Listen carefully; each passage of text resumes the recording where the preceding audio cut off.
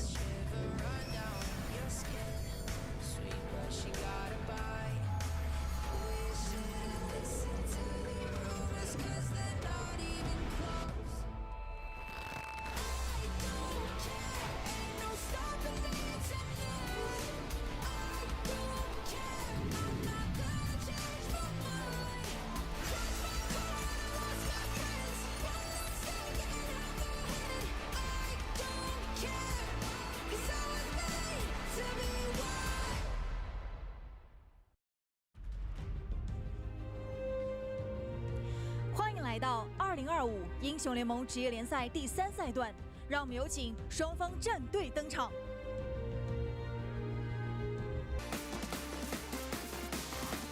Onto the stage we go. BLG versus FunPlusPhoenix for our first game of the day, and wouldn't you know it, Shadow is already playing against his previous team.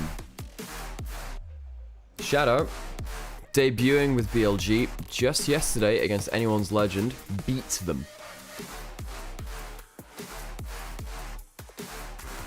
He's moved teams over to BLG from FunPlusPhoenix, who use him as a leader. It's a pretty short turnaround for him to play against his old team, IE, in the jungle for FPX.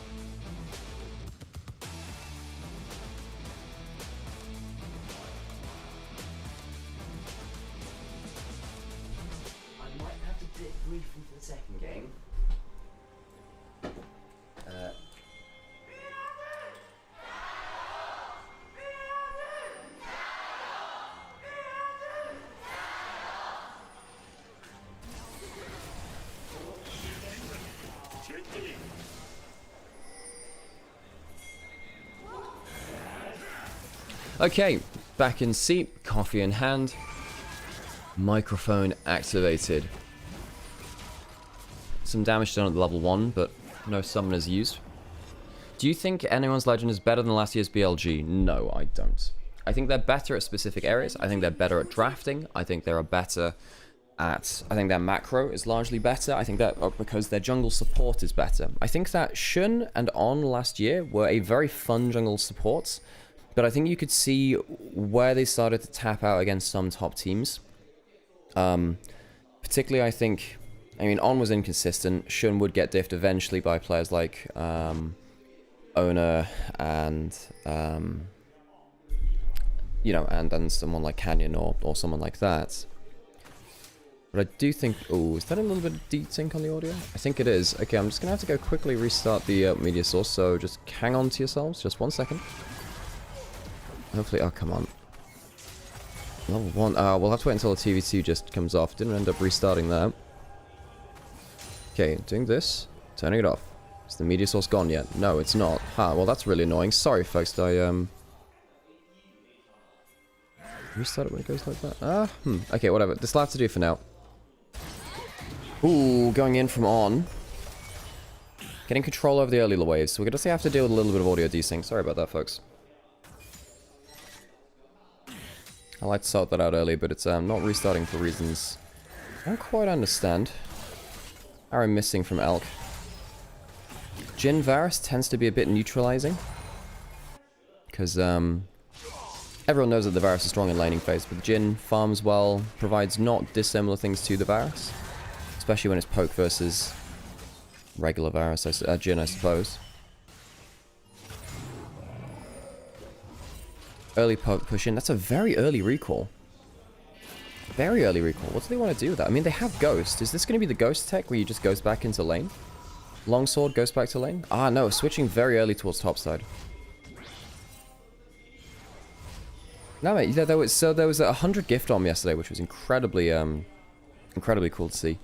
So, yes, we had that yesterday from an anonymous gifter, so we actually don't know who it was. Whoever they are, we thank them again. And it helps us keep doing what we're doing. So, of course, it means a lot. Oh, thanks for paying it forward. Community gift sub from that, mate. Appreciate it a lot. Been getting knock up onto Sheer. Now, this is the thing about the Ornn versus the Rumble. We're seeing more Ornn versus Rumble because it feels like the... what was I going to say? Yeah, it feels like the matchup is actually pretty good for the Rumble. For the Ornn rather. Get the knockup, get the Brettle procs. Goes kind of mad.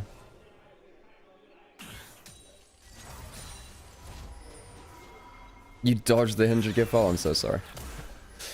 Why has Bin struggling this year? Is it because of Fearless, meta changes, or jungle problem?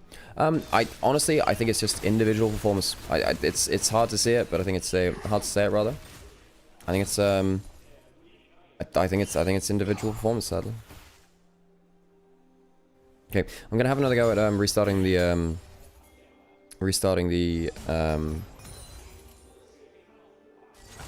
oh shit, there we go, cool. This should hopefully restart it. There we go, and I think the audio will now be resynced, my bad.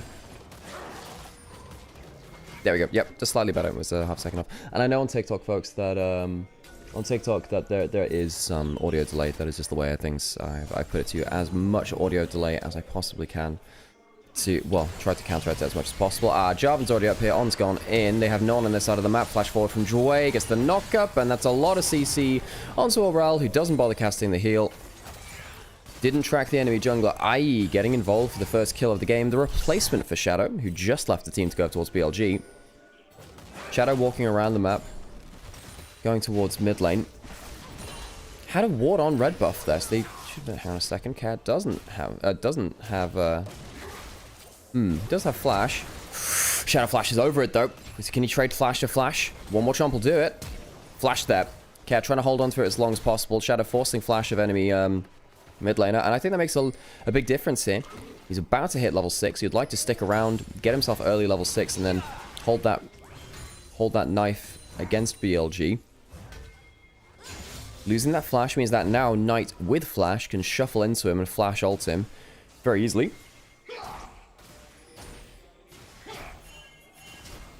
And Cat loses a few minions for this too. So 10 CS up is Knight right now. Okay, that's closer to 6. That's a full wave up. Gray coming in to help Care have a bit more lane presence again. Dragon is available. Grubs spawning in 2 minutes.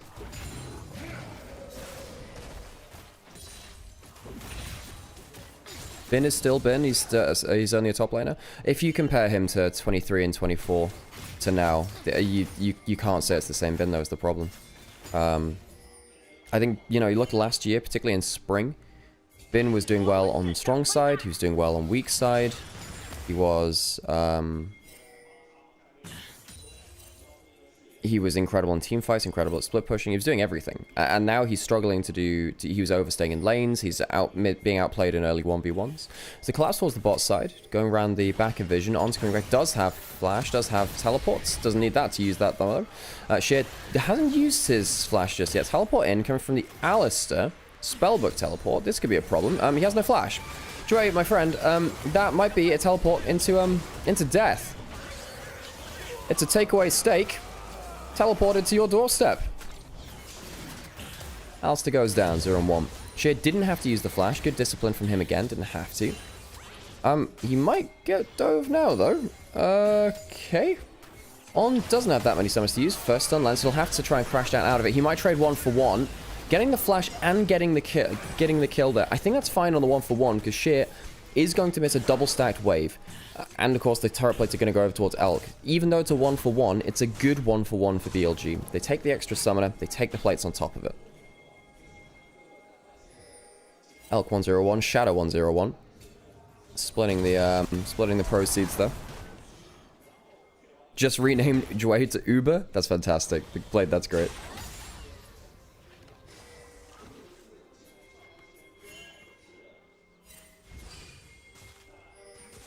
That's what happens when a player is one of the best at his role. He gets studied and counted. Well, I didn't have the Chovy, did it? Chovy's still been fantastic. His LCK win rate is absolutely absurd. I don't really think this happened to Knight either, actually, in LPL terms, anyway. Because remember, this is talking about regionally, not even just internationally about that. First Grub goes down. Brittle proc actually, well, the Bell's Breath helping a little bit there. Care on the side doesn't have ults. Here comes the Ornod. Slayer's not in position. 2 Grubs already taken. Double knockup. GIE, can he get in good Cataclysm? That's a 3-man, but I don't know if it's going to be that much difference because the damage is already done. 2 have died. There's Rumble coming in. Equalizer's pretty good. Jin, curtains are cold as well. We've got a carpet and we've got a curtain. And neither of them are particularly good for BLG's health bars, but they are still above 0. Flickback misses, and that'll be the last chapter in this teamfight around Grubs. FPX walk away with nothing, lose 2 Grubs, and BLG will be very happy with their foray into top river. How you doing, Sam? Not so bad. Just trying to figure out the best moment to come on in and say hello. You can join us for this one? I am indeed. I misdraft. Did FPX intentionally leave 0? I mean, yes and no. I mean, I also think that if BLG predicted FPX going towards Jarvan, maybe they banned away the Azir, maybe they wanted to take away the Azir anyway, because what was I going to say? Jarvan is incredibly good with Azir because he gives him the attack speed. It's the best mid laner pairing for Jarvan's E standard, really. Very good at that. And yeah, this was a very solid fight from BLG. Managed to get the collapse onto FPX. I think Cow was too far away to do damage. She managed to come in and get any equalizer down, but the damage was split. You know, you do all that damage. That's enough damage to kill 2 people. It's a split across 5 members, really. And Ker's dead. Ker's died. Ker's died while we were on replay. So I'm assuming we're going to get that. And now that suddenly means that Dragon could be started by BLG first of the game. Scuttle Crab taken by Knight. Thought it was taken by the Jhin there. Not the case. Knight looks like he built a bit of a road for Ket. Knocked him back with his ults. Kill went over to Knight. Yeah, went over to Knight. Seems to be 102. That would make some sense. BLG looking pretty solid here in the early game by all accounts. So what happened here? Ket has flash now. Pillar. Oh, slid behind the minefield. That was nice. Yeah. It's actually pretty hard to do that sometimes. So that hitbox can be deceptive. Can be very deceptive, yeah. There's the kind of like there's the 2 rocks at Talia's feet that kind of get hidden by her model that people I've seen more than once get caught by. Elk tried to go for the Varus WQ smite. Steal. Didn't quite happen.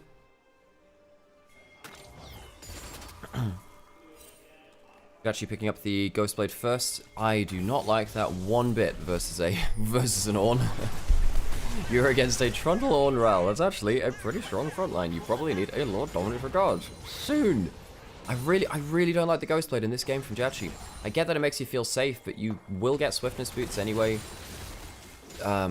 Is he just going to need to try and outspace Chains of Corruption and Trundle? I know like Rel and Azir people are looking for your face, but I'm kind of there with you.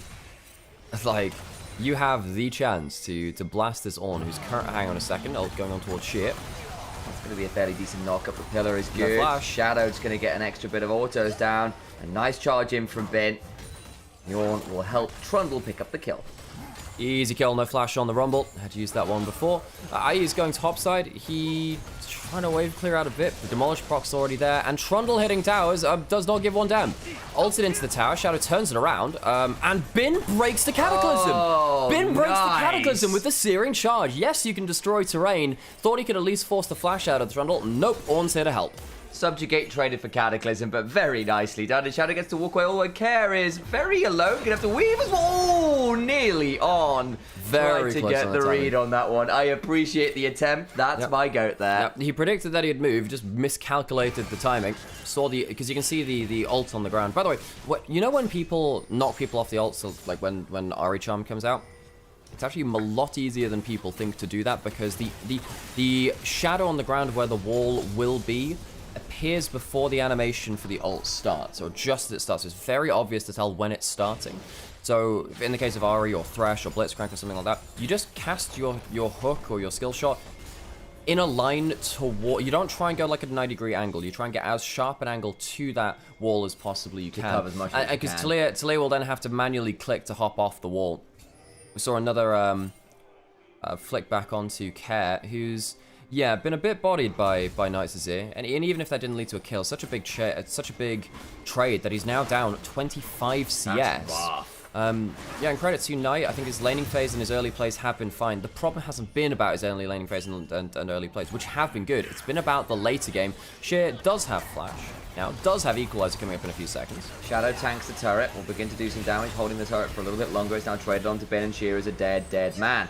On, gonna take another turret shot, and they are heated up, but he's gonna be fine. I mean, credit to on that, tried to go for the flash predict, knew that, look, he's dead. The only way he lives is if I crash down, and then he flashes out, so I'm gonna just cover the flash angle. The pillars cover the other bits anyway. Makes that alive, did the calculation on his own. Sorry, I'll have heal as well if things got a little bit more spicy. And BLG doing very well around playing around side lanes. It's been a fast-paced game for them. I think that Shadow has been very, very good at getting into the right places. The honeymoon period for Shadow clearly still in effect. I mean, I made the tweet last night, and it was a great one, which basically is just marry, in brackets, hire, a new wife, in brackets, jungler, and get a honeymoon phase. It's great. Yep. That's the plan. BLG jungle buff is the same as the wife buff, you know? That's exactly it. And obviously Shadow, in fairness to him, playing very well right now. This Trundle is up 1,300 gold. Oh no, you've dropped like 2 kills worth of, or like 2 camps worth of gold from that. So yes, that's about it. IE is really struggling in this game. And again, I don't know how easy a Jarvan game this is. We've seen a few Jarvan games recently where it's been quite hard to navigate. We saw poor old Shun the other day trying to make Jarvan work. It just wasn't very fun. For sure, for sure. There's a lot of logic there. In fact, that's exactly what I said in draft, even though you weren't here as well. So we're on the same page. Yeah, exactly. That's a good sign. Turns out when we spend so many goddamn days speaking with each other yes. about League and casting with each other, yeah, goes a bit overboard. So that's the phrase you use when you want to talk about something else. It's true, yeah. It's definitely one of my... forget about. No, Sam, I use it too. I tell you when I use it. When I actually forgot what we were talking about, and I need to start a new conversation. That's never happened before. Chway not going to be able to combo into the Jin W. Combo comes out from Talia, but doesn't get a flick back. Double teleport's coming in. It's Knight. And that is a dead Rumble. Just call them Fun Plus Uber. They are delivering food right to your doorstep. I mean, as hard as it comes, right? That's barbecue Rumble. We had one of the funniest teleports before, where we just before you came in. Jway had Spellbook teleport, and as the Alistar with no flash, because it was on Spellbook, teleported in to give a home, the home delivery steak. 2 goes to BLG, good poke out here as well. Dre going in for a combo, flick back onto the Rel. Jarvan going in, but the damage back is good. Tower falls, where's the ult going? That's a double knock-up, and now he starts to go forwards. Flashes to make a road for the Jarvan. Hang on. And this is just, it's a 3-for-1. Yeah, I know, and I just saw another shove back. I wonder whether Shadow's about to get another quadret. Body blocking best he can. That 4th shot doesn't come on through. Pillars away sheer so he can't get burned down and keeps Elk alive. That's about as nice as it gets. Deadly Flourish just wide. BLG stomp around the mid lane turret, and yeah, Knight gets himself a flick back onto IE. BLG are just massively outplaying FPX. I thought FPX would do fine in the early levels, but folks, they've just, how much of a gold lead? They have a 7,000 gold lead at 16 minutes. Now this is the BLG we used to see. This is the BLG we used to see. Against anyone's legend, I don't think you could say that, but I think the laning phases have been good from BLG. I think the early plays have been even better. Great punish of FPX over-committing to this turret. They don't have the damage to kill the front line.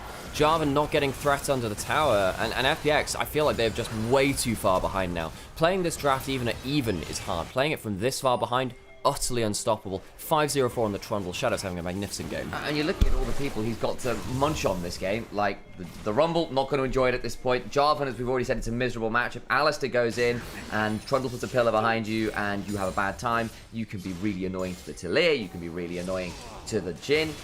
Especially if the Jhin decides to put an ult down in the wrong space, you just start whacking people. All the while, though, shove into the enemy jungle. And try and control as much as they can. A 12, I was going to say 1,200, that's the wrong term. 2,100 gold lead. Invert the numbers. For Shadow, who is very, very, very, very ahead of this Jarvan right now. And that's not to talk about the solo laners. Significant win percentage here off the current game state. They pick up the inner turret. Knight puts down the Sun Disc. Looking pretty easy right now to him. Not exactly that many ways back into the game for FPX here. They,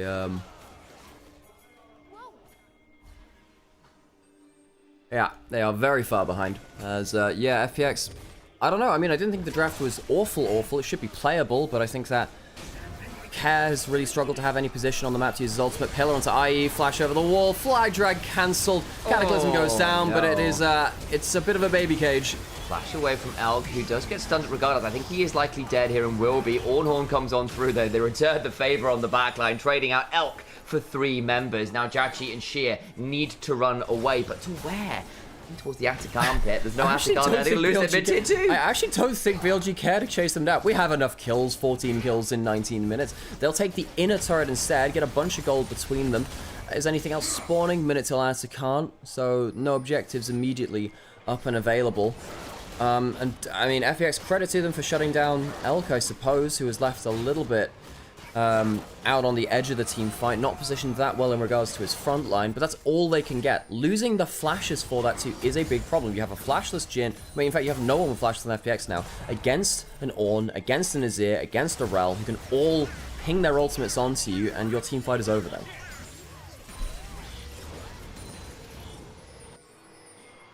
No easy deal for sure. Now you're looking at it, and everywhere you look, there seems to be some crazy leads. The only places in sub 1,000 gold lead is the bot lane. That's not really been about the bot lanes. It's been about this mid-jungle top all kind of careening together to cause some serious issues. Shadow is 6-0-6 on this jungle. Deadman's plate done. Chain Lage Crush is done. He can just run at someone with a frozen domain right now, and if they're trying to stand and fight, he will be faster than you.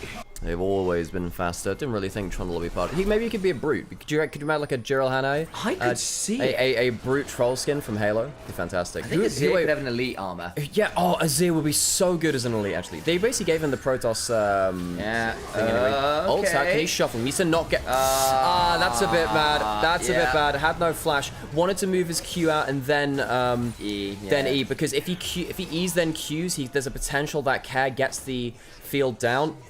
Need to see a replay of that. Was his E on cooldown? If it was, there's no point in walking up there. Now Atakan, without the Azir available, is playable. Flash forward, catch out the Trundle. Oh, Dway actually does get on the Shadow. That's a big one. He's dead. The jungler's out. What a phenomenal pickup from Dway. Who's still got the ult running for a second or two. FPX now playing the 3v5. Smiteless are BLG. Can On get himself a spellbook smite? Here goes IE, flashes forwards. Elk doesn't have the flash. This is they've killed off all 3 carries. It's all looking pretty miserable. The Ornal is kind of weird there from Bin. At least On will pick up the rumble. Hang on. Super carry On. Doesn't quite get the shattering strike. Care still in danger. Respawn coming from back. the TPs. Care finally survives as Jachi blows him up. Gets knocked up to Snipe. Shuffle back across the field. They're dead again. The BLG mid-game throw. It's back. It's back. Bin didn't peel for the teleport coming in. He rushed across the minefield, and Azir's teleport just landed him in front of the Alistair and the Talia. Awful series of plays from BLG after being so far ahead of the game. They lose 4 kills, I believe, all things said, maybe even 5, actually. 5 kills, all in all, because Azir tied twice here. So there's a great bush break from Dwayne and from Sheer. Did he have his Eon cooldown? I don't know. Ults the combo away, and then I think he was... I don't know. I think his shuffle could have made it out there. It just doesn't press the E button. I think he could just press the E, honestly. I don't think there was a threat of the Talia doing that. Then Shadow walks too far up. He gets picked off. Elk has no flash. He gets ulted. When we're in the picture-in-picture, Trundle has died again. So that's another bit of gold going over. And BLG, it went from looking like prime BLG to 2025 BLG.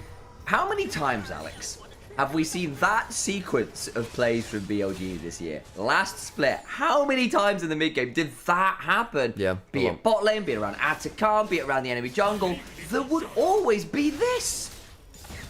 They're still ahead of the game. They've done so much work to get ahead of it. And they do have one items coming through and a bunch of other stuff, but that is not a good look. BLG, they are here to... Now, I suppose right some wrongs. I suppose get some... what happened? So tried to get a pick off into the Alistair, just not as tanky as they thought. Turns out the CC combo was kind of insane. Bin on the side lane gets flash forced by BLG, by FPX's roaming members. There was a ghost on Dway. The only thing here is that FPX are really deathballing right now. It means they're dropping a lot of farm. The numbers in the solo lanes in particular are growing in favor of BLG CS-wise, even if the numbers in terms of the gold lead have shrunk as a result. Care's gone very deep to get onto Elk. Does get the shuffle. What about the shots? Shadow blocking most of them. Good work from them. Ornhorn now coming on through. The Call of the Forge God. Chains of Corruption combo. Magnus Storm after. Knight's now here, having shuffled on in. Care in danger. Shadow flashes the wall on top of the Talia, who can seismically shove nothing. What about the rest of the fight? FPX trying to run away. On crashing down, but it's interrupted by Dway. Doesn't make a damn difference as Sheer faces Sheer cold. The burners are off. Jachi gets chopped, and BLG right the ship. 5 kills for none this time. BLG get themselves the clean fight, and that was a lot of Trundle damage. I was not ready for that Trundle damage as well. Shredded through the Jhin. Atakan's up, they'll take it. This time there won't be a contest. FPX, no chance of them taking anything away from that. Dragon's up on the other side of the map, which BLG can turn to after this play as well. Knight doesn't need to be at the Atakan, Bin neither. And they will they'll go towards the inhibitor at 24 minutes. Can they take the whole thing down? I guess there are a couple of respawns commitments. Be careful not to overstate. They won't take the full inhibitor because of that. Atakan goes down, and they'll want to reset for the Dragon. 8,000 gold back in the lead. All of the good work that FPX just did to get back into the game, it's just gone. Elk has flash this time. Gets it forced immediately. The CC combo from FPX would have been absolute death, and ends up being very nearly death either way. Elk manages to get out of range of the Jhin ultimate, fire back with an ult in the Q, and the overdive onto the Varus is then punished because they've left themselves out of position, haven't got the AD carry, and then the Ornn manages to come in as well. Shadow gets a ton of damage down on the Trundle, which I'm just getting more used to Trundle doing random bits of damage. Dway cancels the crash down, loses his life for it, doesn't actually save his team. Feels sad that for him. Smite, chomp. Triforce tromp, baby. With the subjugate running as well. There are no resists, there is no hope, you are just dead. As it stands, BLG back in control, Atakan secured. Dragon is up, only 2 dragons taken this game, 1 apiece, so no one's anywhere near Soul or the like. Might actually give FPX a bit of a chance to scale. The problem is, I don't think they scale better. You've got Azir, you've got Ornn, hell, you've got, you know, the likes of the Trundle as well, who's gotten quite ahead of the curve. You can be quite obnoxious at this point in the game, and it's not getting easier.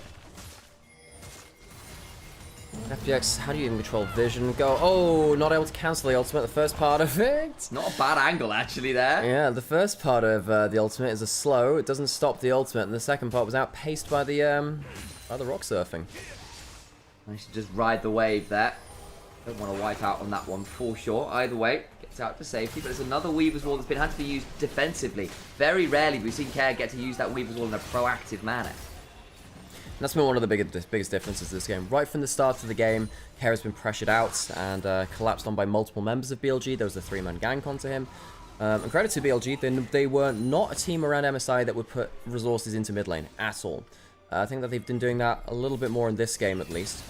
Not that they say they never do, but definitely not their focus. They typically like to send all their resources bot lane.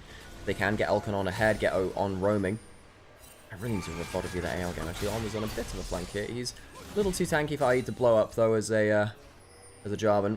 It's actually one of the bigger issues with Jarvan is that tank supports. He can't threaten tank supports in the way that a Xin Zhao or a Wukong can, where if you're face checking, putting vision down, unless the Jarvan is quite far ahead. I mean, in this case, he's 3,000 gold down, but if you're not ahead on the Jarvan, really, you jump on a support, and they never really have to do that much to get away from you. No, and I think there is... Jarvan as a champion, right? Like, he's going to flag, drag, get the passive auto off of the martial cadence, and then you run out of a lot of damage. Okay, do I have a cataclysm? Yeah. Oh, that's about it. Whereas, and you've done half of someone's health bar, and whereas that's it. if Xin Zhao is melee range of you, you've got a bad time. Yeah. Same with Wukong. Yeah, or Lee Sin, or Exactly. even the Wukong. Like, yes, not the Wukong, the Pantheon, that's it. Like, actually, they have got a little bit more on the consistent damage front. Yeah, particularly, Pantheon tapping through with Empowered W's and Qs, hella nasty. Wukong gets reduced cooldown on his Q as well. Can he cancel the flag drag with a pillar? Ooh. Not quite timing. Just a little off there. That was the plan, though. Like it was done for a second. I thought he'd done it, but no. This will be a split second later to make sure the jump started moving, and then the thing comes through. So, Baron's going to get started. They have an Ornn to tank it for forever. You do have a 2.5 item Azir going on 3. Shadow's going to walk over FPX. They have enough HP on IE. This could be a bit of a throw, actually. Care going to find Knight flicking back.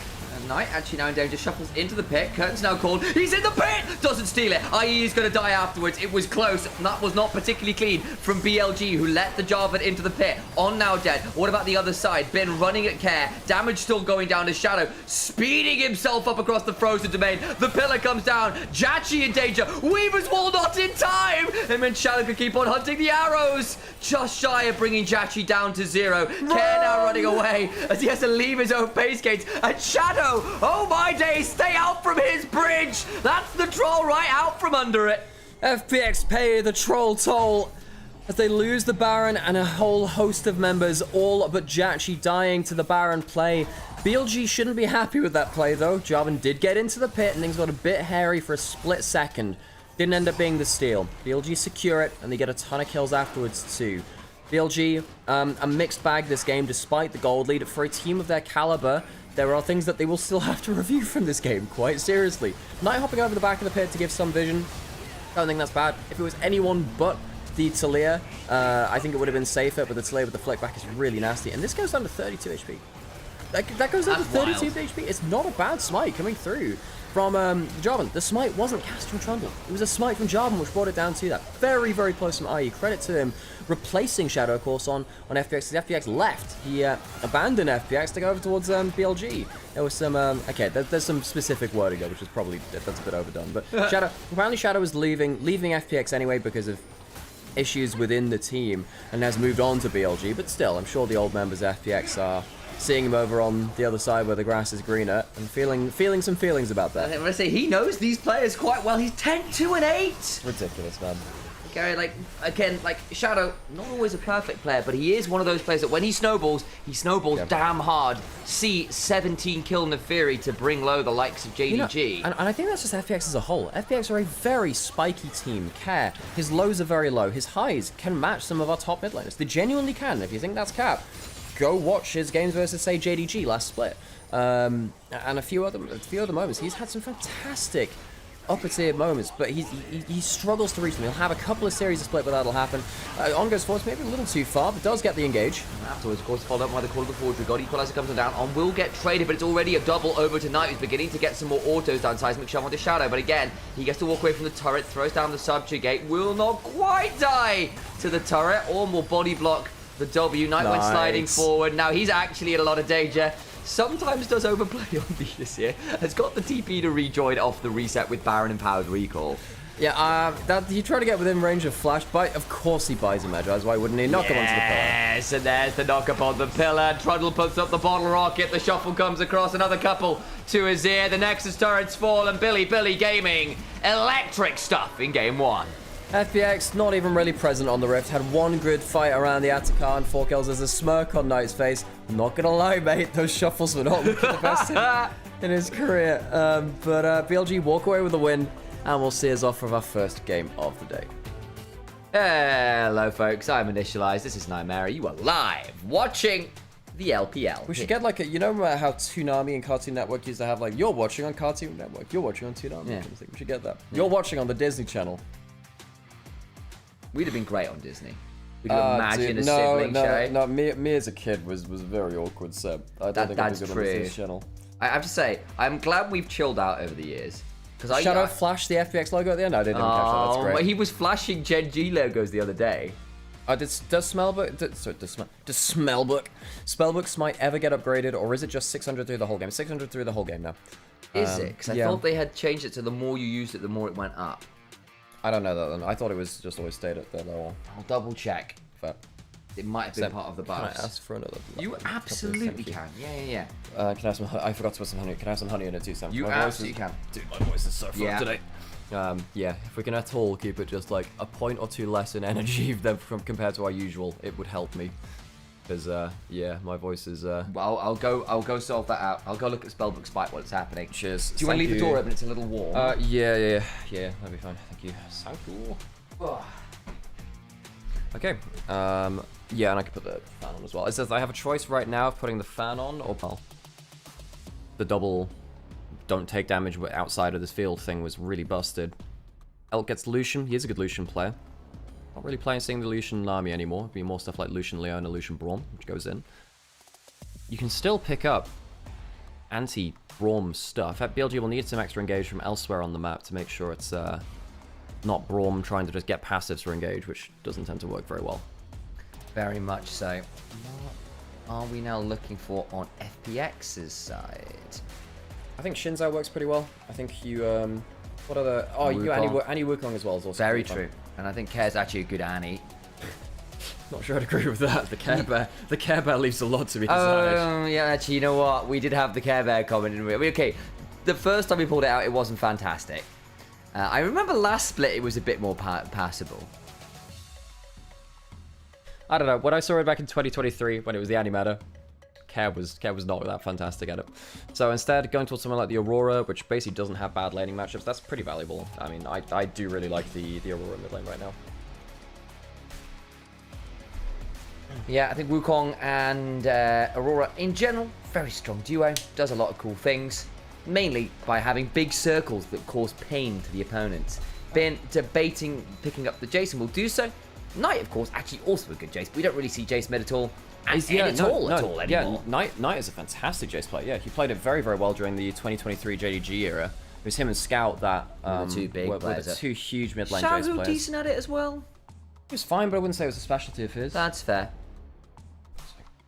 Of course, it does feel like, particularly with the dearth of AP junglers right now, so the value of a Jace being a flex to mid kind of has dropped off a little bit here as well. Of course, ignore the beeping of the fan in the background, folks. It's me. I'm beeping. Yeah. While you're speaking as well, the ventriloquy. I know. It's how I communicate with you. Yeah. We have binary Beep. Communications. Beep beep beep. Compliment for Zareth. We were actually saying Zareth is our favorite chatter in binary there. Zareth. That's exactly what we said. Yeah. Yeah. So we got some of the matchups which do better into the Aurora getting banned out in terms of the Victor. Do you ban out the Orianna as well? Orianna tends to be one of the other big ones. That being said, Orianna not fantastic into the Wukong. Feels like Victor, with his Q shield, gravity field, and the ults, can drop down WR before he gets engaged onto you in that split second, and then have enough HP to survive through it. Whereas Orianna struggles to deal with something like a Wukong jumping on her at the same time. If you're thinking about mid lane matchups, and then also how it works into the rest of the game, because Orianna's fine in the laning phase. How would it fit into the rest of the team fight? I guess Knight could go for something like a Kali. Could do. Kali could be okay here. Does well into the Gwen in the side lane. Can lane fine against the Aurora. Okay versus the Wukong, nothing special. Sejuani banned away from Shadow. That's Molecule in chat like, Night Jace, please, I've missed it. Yeah, we genuinely have I kind of agree. Good to see you, by the way. Xin Zhao is fine here. It's a good skirmish to go with the Braum. Wins against the Wukong up until about 1 and a bit items. And even then, I think you can still trade okay. I think Xin Zhao is... There used to be a point where Xin Zhao didn't scale that well. And I feel like these days, Xin Zhao's actually still very obnoxious later on in the game, even if he's not at his like highest point of power. Yeah. I think that I think that Xin Zhao was a champion that used to be just about the goes to level 4, first 10 minutes of the game, wow, incredible. And now it is just, wow, this champion's just good. Yeah. Kaiser locked in for Jachi, of course, an LPL classic. Jachi's played that all the time down in the LGL and in his plays up here on both RNG and the LPL too. Jway is a Bard player. He's one of the few Bard players, actually. Yeah. And he has got a few more interesting picks. Things like the set have been known. Did we really just... Like, Kaiser Nautilus is good, but did you really just pick, Nautilus into the Braum? That feels really... Yeah. Feels something. I don't... actually, no, I think it's fine. It's good into the Jace. If you have a Lander Hook on him, immediately dead. Bad time, yeah. Flash ults on something like Lucian, he can't really avoid. And then, yeah, the Annie... been left up this whole time. Knight is a very good Annie. He won MSI 2023 playing Annie. He is a good player of this champion. And that's going to be the magic damage and the engage which BLG needs. Now, it is difficult because it is the only engage which they have. Because it is Knight on Annie, we will see, and he has showed it before, but not as much recently, that he can just be that one-man engage bot if he really needs to be. FPX on the other side, I do think they come away with a better draft. I think BLG potentially have 2 winning lanes in the Jason and the Lucian Braum, if they can use that, and use the winning jungle matchup. Adds a different factor into things, but I think when it comes to skirmishes and 5v5 team fights, I do favor FPX. Yeah, look, if FPX gets 2 items, they've got Gwen, Wukong, Kaiser, Aurora doesn't exactly scale badly. You're doing just fine there. You've got 4 damage dealers, fair amount of engage, lots of mobility. As long as 1 or 2 of these guys get to a decent point in the game, you're feeling fine. Yeah. The only thing is basically 1 item, pre-1 item, that ability to use lane power, to get into the skirmish, to use the Annie Xin Zhao to just blast the game open, could end up being really problematic. Yeah, I'll do that one. Sorry, I thought you were pointing at the mouse. No. Pointing at the thing changed the scene. Indeed, take our faces off screen. Well, those guys' face on screen instead, they're probably more important than That's true, so they say. Do you not believe him, Sam? No, because I'm a very important person, and I have an ego to go with that. Yeah, narcissistic too, apparently. Oh, very much so. Into the game we go. Game 2. BLG looking to close out a 2-0, and what would be a 2-0 series start after beating anyone's legend the day before. Indeed, there will be. FPX looking down the barrel of a 2-0. 0-2 rather, against their former jungler of last split. The riff we go. And FPX pull it back. Ooh, doing the Jace Bush check here. Just making sure that they have Bush control on top side.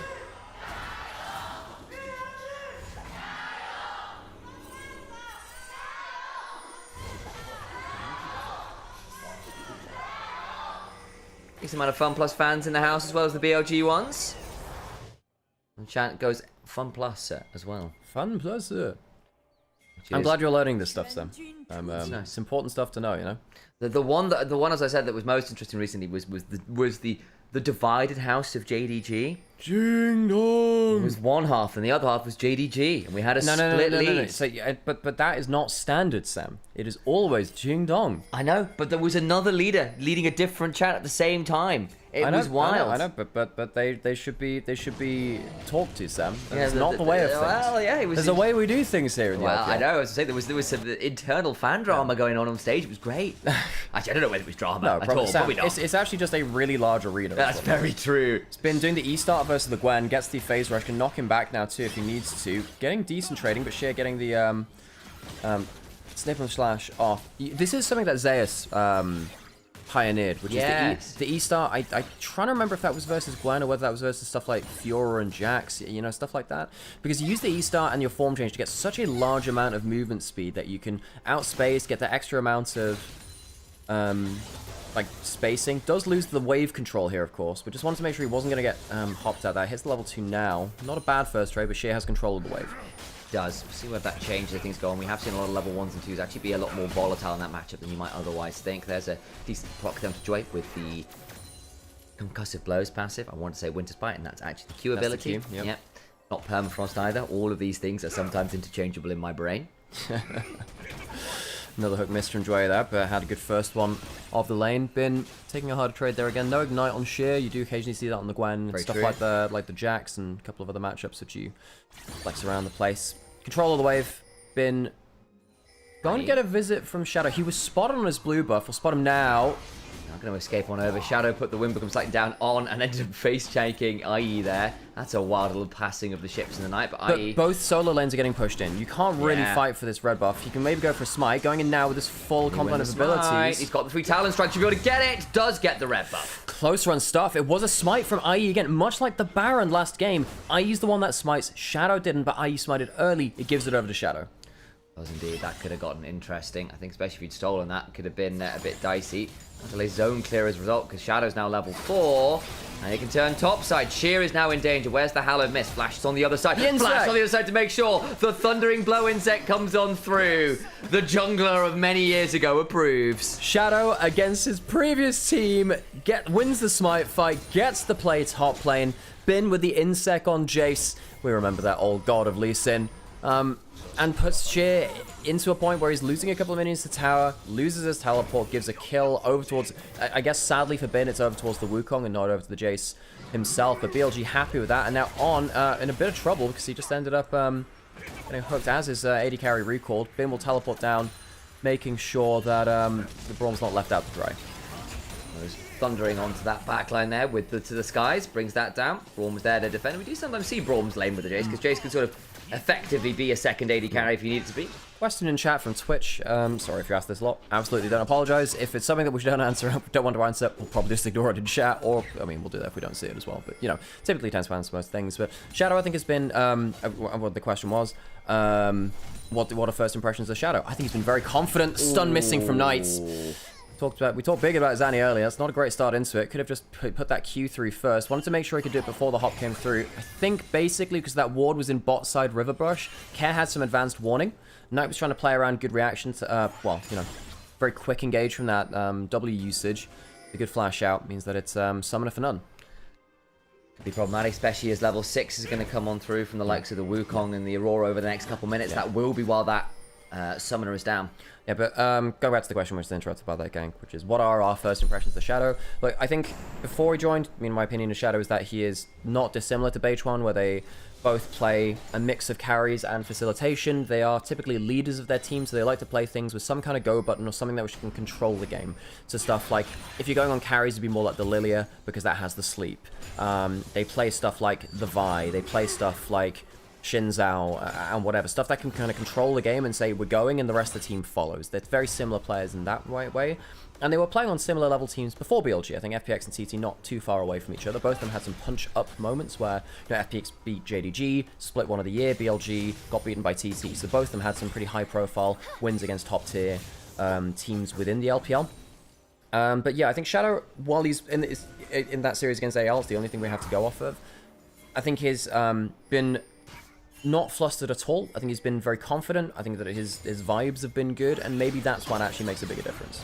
I think the Shadow just got spotted there, but the pass is still coming on down. When becomes lightning, in they go. And they're going to get more damage down to Sheer, who tries to flash up, but there's still a 3 Talon Strike, and Shadow's going to pick that one up. Sorry, make that Elk. Damage back onto Braum, who flashes away. IE flashes to secure himself. Has got the Conqueror stack. Maybe can look for the turnaround. 3 Talon Strike, though. There's no real way out of this. Double shots coming on through. They want to get this over to Elk if they can, and they will allow that to happen. Shadow with the wind becomes lightning again, jumping onto Dway, who has to hook away. Oh, he's smiting the cannon in the middle of the play, so at least someone gets it. Nah. Oh god, he's like, well, no one's getting this top wave. Best smite it. This is one of the problems with the early level Wukong against the Xin Zhao, and this is, you know, rightfully called out in chat. We called it as well. The Xin Zhao can run the Wukong if it does become about early fights, and it has become about early fights. Shadow has ganked top lane a couple of times now. Sheer, the old JDG top laner from last year, has been put under the bus pretty massively. BLG have put him there. And FPX, they try and send people up to peel for him this time. He just had no flash and trying to play against, you know, Jace, Xin Zhao, who would get crazy amounts of damage out onto you early, is not looking too great for Sheer. And now he's behind 2 kills, behind a bit of CS, bit of XP as well, almost a full level actually. It's not looking great for Sheer. Nope. And of course, you're looking at the farm as well. Shadow was like 10 CS up going into that play as well. again, it'll change a little bit. There's some camps to clear, but the problem is not like Shadow doesn't have his own camp spawning as well. And that early invade that delayed scaling a little bit, delayed gain to level 6, maybe come back to bite you a little bit here. 2,000 gold lead going on 8 minutes. That's a benchmark. That's pretty nasty. Top side, Elk gonna get zoned out of his wave a little bit as Grubs are spawning, which means FPX should have first crack at that. Shin's out clearing from bot side to top side. So it looks like BLG are giving up on Grubs contest. Just wanting to get through some farm onto Shin's out. Giving 3 Grubs over, but not getting them for your Jace.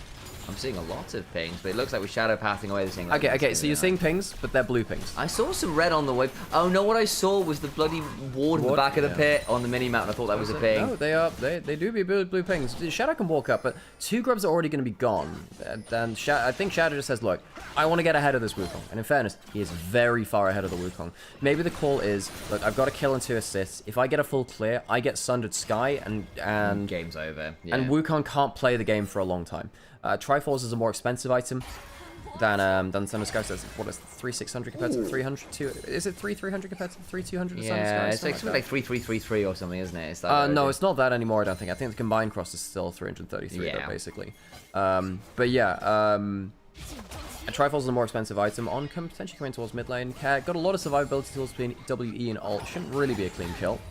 What does he have to worry with? Hit by the Winter's Bite, needs to be aware. Flashed away from the wind becomes light. Get this flash out of that. That's a bit of a high roll, actually. Wouldn't expect them to get that, but on good accuracy with the Winter Spike. Unfortunately, the ult can kill with a combo. Oh, the pullback!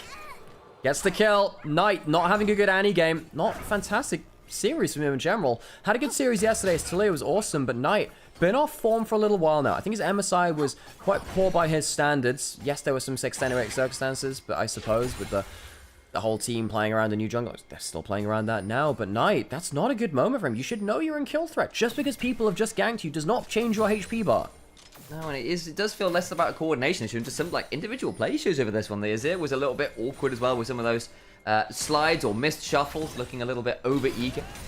Become a little problematic. Again, it's at the end of the world right now, but this Aurora could become a problem as the game goes on. And again, we have seen Auroras in the current meta be pretty damn dangerous. Things go. Little note from Uncle Nene in chat, by the way. He said yesterday during the post-match interview, Shadow introduced himself as BLG's new jungler, which I find very funny. He actually counted out on his fingers as well. Hello, I am BLG's new jungler. Which I find particularly funny. He's a very lovable bloke, is Shadow. No, Shadow's great, and so funnily enough, we were talking to people who used to play or be involved with his Mad Lions team before then, actually, as well, just the other day. Because look, Shadow still has friends back in Europe. He does. He's actually quite a beloved player actually from the people who work with him. Apparently, he's wonderful to work with. And all-round positive sort, which is kind of, I think, what BLG needs. I think they need that atmosphere shift. If you think about how Shun was on the team, I think one of the best things about Shun is just how happy and joyous he can be. Sheer does have flash, but it's not going to be that easy to get away from this gank. Has to go under turret. It's not a safe place to be. Does clear out the way, but that means he has no hallowed mist and just dies. Nice roam. Knight gets involved. And BLG get themselves a kill. Shadow, still 100% kill participation. 1 kill, 3 assists. And 0 dams given. He's been very, very strong in this early game. Oh, Jachi! No longer 100% kill participation because the bot lane find their duo. 2v1 in the mid lane. Jachi had ults, had flash, didn't use the shield from it. I think he could have lived, but miscalculated the damage. The vigilance from Lucian coming up absolutely massive. That as the first turret, likely for the race going to be won by BLG. Does look to be. I think with the observer showing us this, indeed it is. Using the Tibbers to... By the way, Knight didn't use Tibbers onto Sheer. He used it just so they could tank the tower longer. Very smooth. Because their wave was going to die. So Knight, great decision making there to drop the ult, not for a play, but for the turret. Bin now going to get a bit of a shove up here, get some value. Bin and Sheer be getting as much down as they can. And once again, it just feels like FPX are just not as keyed into the side lanes, not as keyed into the early plays as BLG are in this series. I think anyone's legend were against BLG. I think AL were very good versus BLG in that game 1, and they shut down a bunch of what BLG wanted to do, but BLG also ended up winning that series. I think their drafts have been better than they were. This one I thought was a bit more risky, and we'll see if it does get through to 5v5s, whether we see the holes in that draft. And I think their macro has been behind other top teams in the LPL, well, not other top teams, behind anyone's legend, which is the real macro team, but potentially top esports. We'll see how they shape up against each other. Because I think that it's very, very hard to just randomly figure things out between jungle support. Joy might go for the hook onto the ball, doesn't land it. And that actually raises a topic which I think is quite important to talk about. How unfair is it on that he has to play with 3 different jungles in a single year? This guy, not easy. On is someone who was one of the most standout players at his best on a team that reached Game 5 of World Finals. We know this guy has an incredible upper ceiling. How the hell are you meant to play as a top tier support with a rotating cast of junglers? 3 different junglers. Wei, Beichuan, Shadow, Shun last year, 4 within, half a year basically. Played a little bit more than that, right? And it's challenging because, again, On's greatest strength to my mind is, yes, his very creative, very aggressive champion. Like this is a guy who plays Elise support still. He plays Twitch Elise duos bot lane. The Nico's still in there. Those kinds of supports that come out as like, okay, we need an X factor. I can be that for us. Yeah, it's going to be alright, but Bin is, with that Ghost Blade, I wondered whether he might go for a bit more. Decided to get it with he's so fast. Yeah. Look how fast he is. Phase Rush, Ghost Blade, Tier 2 boots, and the Acceleration Gate. So fast getting out of there. He just runs back away. Somewhere out there, Max Verstappen approves, I am sure. He's the man of tomorrow because he's running into it so fast. Yeah, the Doppler effect takes effect. Time and our experience of it is relative, but there we go. Yes, On. Yes, the champion pool is really cool. I think we'll be fine here. Yes, I'll give it a fair buff. But the thing that I think On has always been the best at in the LPL in a lot of ways is his ability to get out on the map and make things happen. He is so much better when he's playing with Vision, when he's playing with his jungler, doing cool things on the map. Yes, the 2v2 can sometimes be cool because he and Elk are psychopaths who go for 2v2s and play for the bloodbath, but that can be a weakness as much as a strength. The bit where On has always been dangerous has been, okay, I'm out on the map, they don't know where I am, I'm with my jungler of whoever the hell it may be, let's do something. And I think as soon as On gets ahead in the game, this guy is such a delight to watch, actually. On is... He's in the LCK, mate. Shut up. He's such a creative, aggressive player, finding random angles. When On becomes difficult to watch is when he takes those same creative plays from behind the game, or when the vibes are off and he just goes way too deep. And we saw that at MSI, sadly. I think On was arguably the biggest underperformer on BLG at the tournament. Arguably, I think given what he was playing in the split, I can't say. I mean, not that Beichuan was fantastic, but I think he did his role okay. Given what we expected of On, Beichuan did what Beichuan we expected of to an extent, right? To an extent, where he was playing the role player. Carrie's currently on a flank, has flash, has ult, has that first item, Leandries. Knight also has flash and he has Malignant, so could have some big flanking, big AoE teamfights. Jachi lining up for the fight. Where is the Aurora coming in? Hops over the wall. I don't think he's spotted. Shadow might have to pull an early ult if there's a burst play. Oh my days, yeah. Goodbye, Dwayne. Did not get to be all that tanky there. It's got the spellbook, the turnaround, and it's a steal on the Herald. Care gonna hop on out and got between worlds. They won't be able to actually pick up the eye of the Herald, but nice steal from Care there. I mean, Shadow's a weird one. He's winning smites, but he doesn't cast smite, and Care still gets the eye. They don't protect it. Daylight robbery. Oh, wow. Now Shadow's in danger because Care can come across the veil. They're trying to jump on him. He doesn't have between worlds anymore, so they just jump on the bunny rabbit. Vengeance secured. Holy Spear. Holy Spear of Antioch comes down to this thief is indeed dead, i.e. just goes owie, and will likely deep the double shot and does. Light Slinger guns it. Well, it's not quite noon. It's 12:25 here. 25 minutes late for that one, but I mean, Shadow is winning smite fights when the other team uses smite and he doesn't. He's actually not winning the smite fights when he casts his own smite. So apparently, when it comes to Shadow, just don't cast your smite and you'll be fine. Something else will happen. It's Care on the unseen angle, which ends up getting the kill onto the Herald, but Joy gets blasted by the Tibbers. Knight gets a great engage through there, and Shadow just doesn't smite. It's on 300 HP. My dude. Just press your D key. Press the D key. Why are you bringing smite if you're not using it? And then he gets the bloody thing. They don't even defend the Eye Herald, the Eye pickup. He comes in on the flank, gets the Herald. Ends up getting another combo. Great flash forward from Shadow to force it back on the other way of it. But, like, this is weird, man. In another game, that collapse from Care could have been game winning. He just needed his ult. That's literally it. If he kept his ult, life would have been good.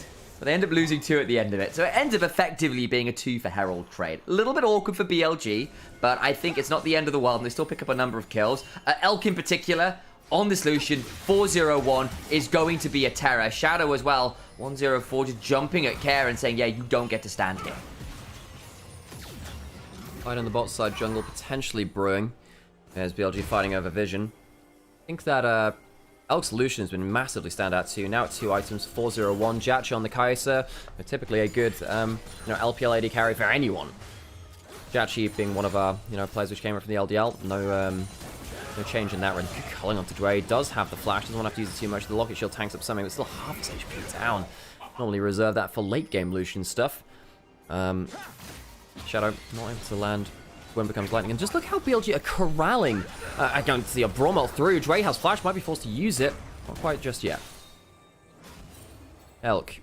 That double tap follow-up, so oppressive. Look how BLG are corralling FPX. They've just herded them from their bot side jungle to their top side jungle, not allowing them to cross the river, having eyes on all 3 of them, pinging them with Braum Qs and Cullings. It allows Jace to get a full wave denied to tower instead of just taking it. The Herald's been summoned bot lane, so at least there'll be a counterplay from Care there. It won't take the turret, it'll take half HP of what was a full turret. It's not that bad, and 3 Grubs will make that more painful too. But BLG deprive FPX of some of their jungle resources, deprive a wave in top lane, get the top turret, and get a winning play. I can smell something. Yeah. Something in the air. And is it what the Rockers cook? I mean, not that, but that is also great. It's that in 40 seconds, the time on my burger order is coming up. The Atakan burger is spawning. And I can smell something being flipped. And BLG, mid-game throws and flips. Is it on the horizon again? A fine question, Sam. You would make a great line cook, Yeah. Behind. Yeah, behind. Quarter. Shadow jumping over the wall. 2-level lead on IE, by the way. Jesus. Really prioritizing an individual advantage. W from Kai'Sa, not going to do that much. Care, yeah, he has teleported in. Not full HP, which is a bit of a problem. 4v4 in the bot lane right now. Teleport make it a 4v5. Oh, down comes the Crescent Guard TP behind. Care still not vision. Behind. Looking for the angle. Indeed it is. Can Care be cooking something special here, or is it just Rabbit for lunch? Oh my days, the culling. Damage comes on down. Can't quite get the kill, and now Care needs to reset. He's been trying to reset for that, and he's absolutely blasted for it. Goes between worlds. But you know what's on the other side of that veil? It's the death of the Rabbit. Teleport burned as well. Okay, just complete the back, man. Rabbit pie is what was being cooked, and Care is, yeah, I don't know, rolled and smoked. Has been, trying to go for those creative plays. Got the steal and the Herald, tries to go for the flank play there. BLG's map control forced them into this. They had one angle, that one ward in that brush after the Herald push in bot lane to see if they get a flank. Look at the vision control in the minimap. There is one blue ward across the river, and it's in top tri-brush. That's all they have. Shadow misses the W onto Jachi. Might be able to walk forwards anyway. Oh, it's a dead Kai'Sa. Glacial Fisher tried to read the ult away, but does manage to escape. But this game has not been about Jachi. Died that one time in the 1v2 mid lane, which was a bit embarrassing, but that's kind of been it. It does feel like BLG have been pretty much the one pulling the trigger in any given opportunity in any given lane. And FPX have struggled to make proactive plays this game. We said, look, BLG, the comp, needs to do things early, but you've got that potential to do it, but they lost Prio early, and we're thinking, oh my days, scaling on Aurora, on Gwen. That's never been a possibility, it feels like, this game post 5 minutes. Serious credit to Shadow bullying about this newer player in IE on FPX, the player which came in to fill the spot where Shadow left as he left the team and then joined BLG. IE was, I've never heard of this player before, realistically. Yeah. And Shadow, a player that's had, success in EU, success over here in China as well now, and he is holding still a full level advantage going into mid-late game against the Wukong, and he chose his individual path and he chose individual power. Now that's something which Beitron wouldn't do. He doesn't really play for individual power, at least he didn't on BLG. He was trying to play facilitator. I'm glad that Shadow has stood up and said, look, I can take a full clear as they take Grubs. Don't give a damn about that. If I'm a full clear ahead of the Wukong, then we win. We will win. And real credit to him, that's not something which I think that Beitron would do, and I think this has worked well here for Shadow. And look, don't get me wrong, Beitron is a journeyman player. He's played a number of years at this point. You got to remember, Shadow's played for a long time. Shadow is actually a significantly veteran player who's been up and down across many levels of team. But he was playing Mad Lions, what was it, 2018? It's been a while. 2020 was it? I don't remember. It's was been a while. I'm trying to remember if it was Yoya that came in 21 or 2020, but it was around that kind of era, right? But he's been playing a while across multiple regions. Well, 2019 was still Splice, it wasn't Mad Lions. So it would have been 2020. Definitely 2020. That's, yeah. So Shadow, I think he was there for their first year. I think it was.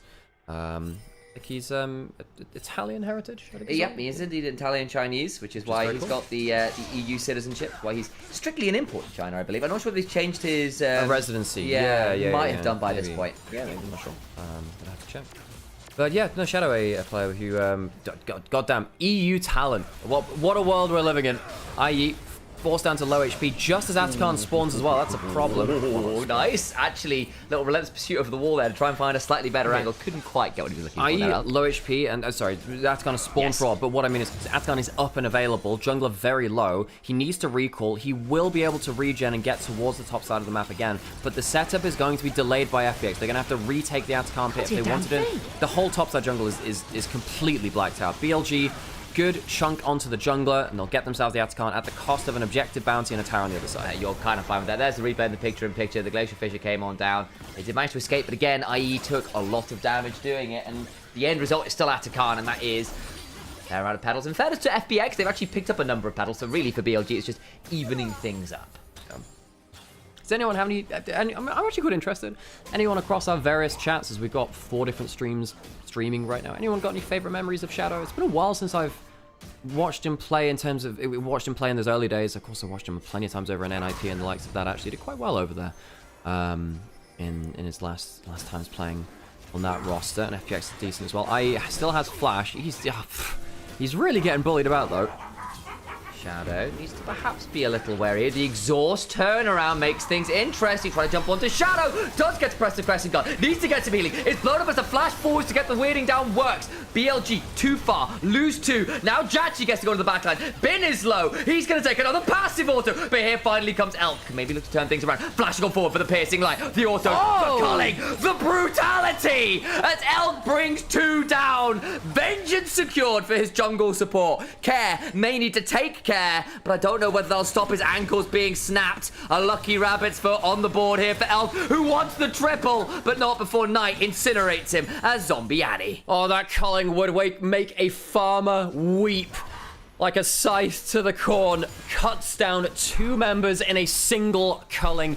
Elk turns up and turns the play. It's not a bad turn onto Shadow at the start of it from FPX, but they can't finish the fight before BLG call in the big guns.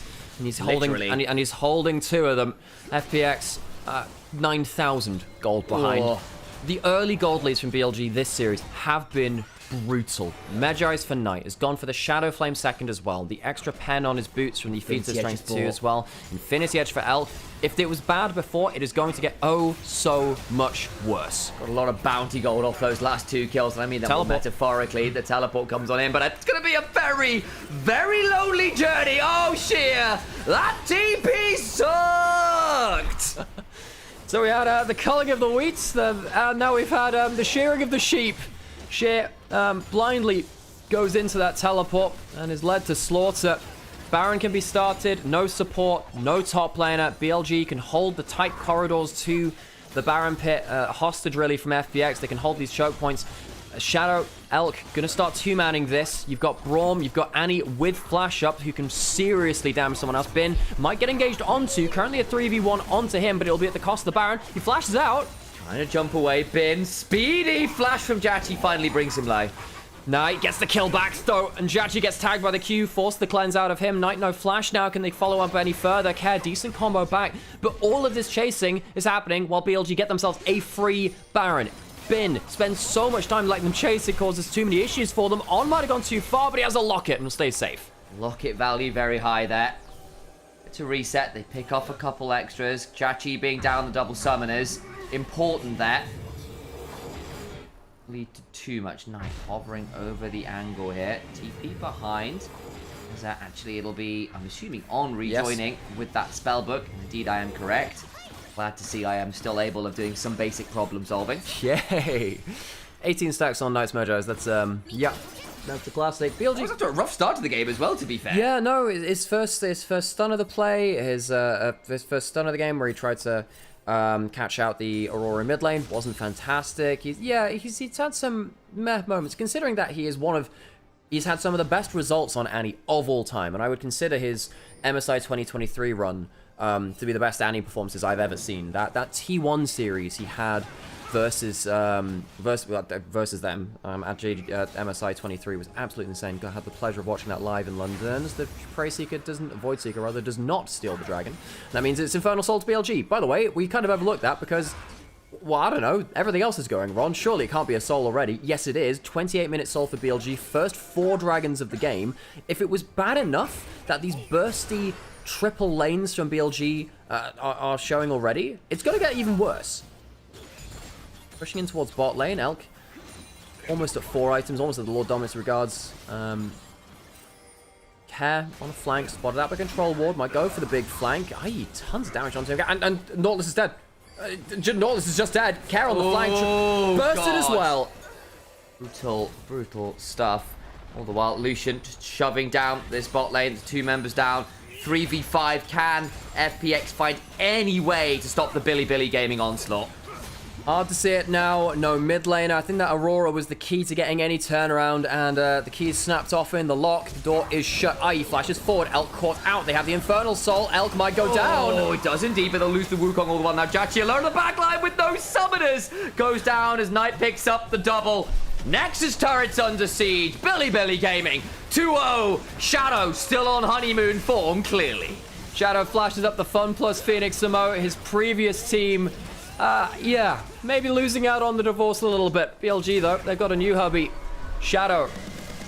I don't know if that's an MVP performance. I think Elk might pip him to the post there, but it was a hell of a series on that Shinzao. Used his own individual strength to bully out the Wukong. Poor IE schooled today on the Rift, and BLG, it's a solid return back from international play.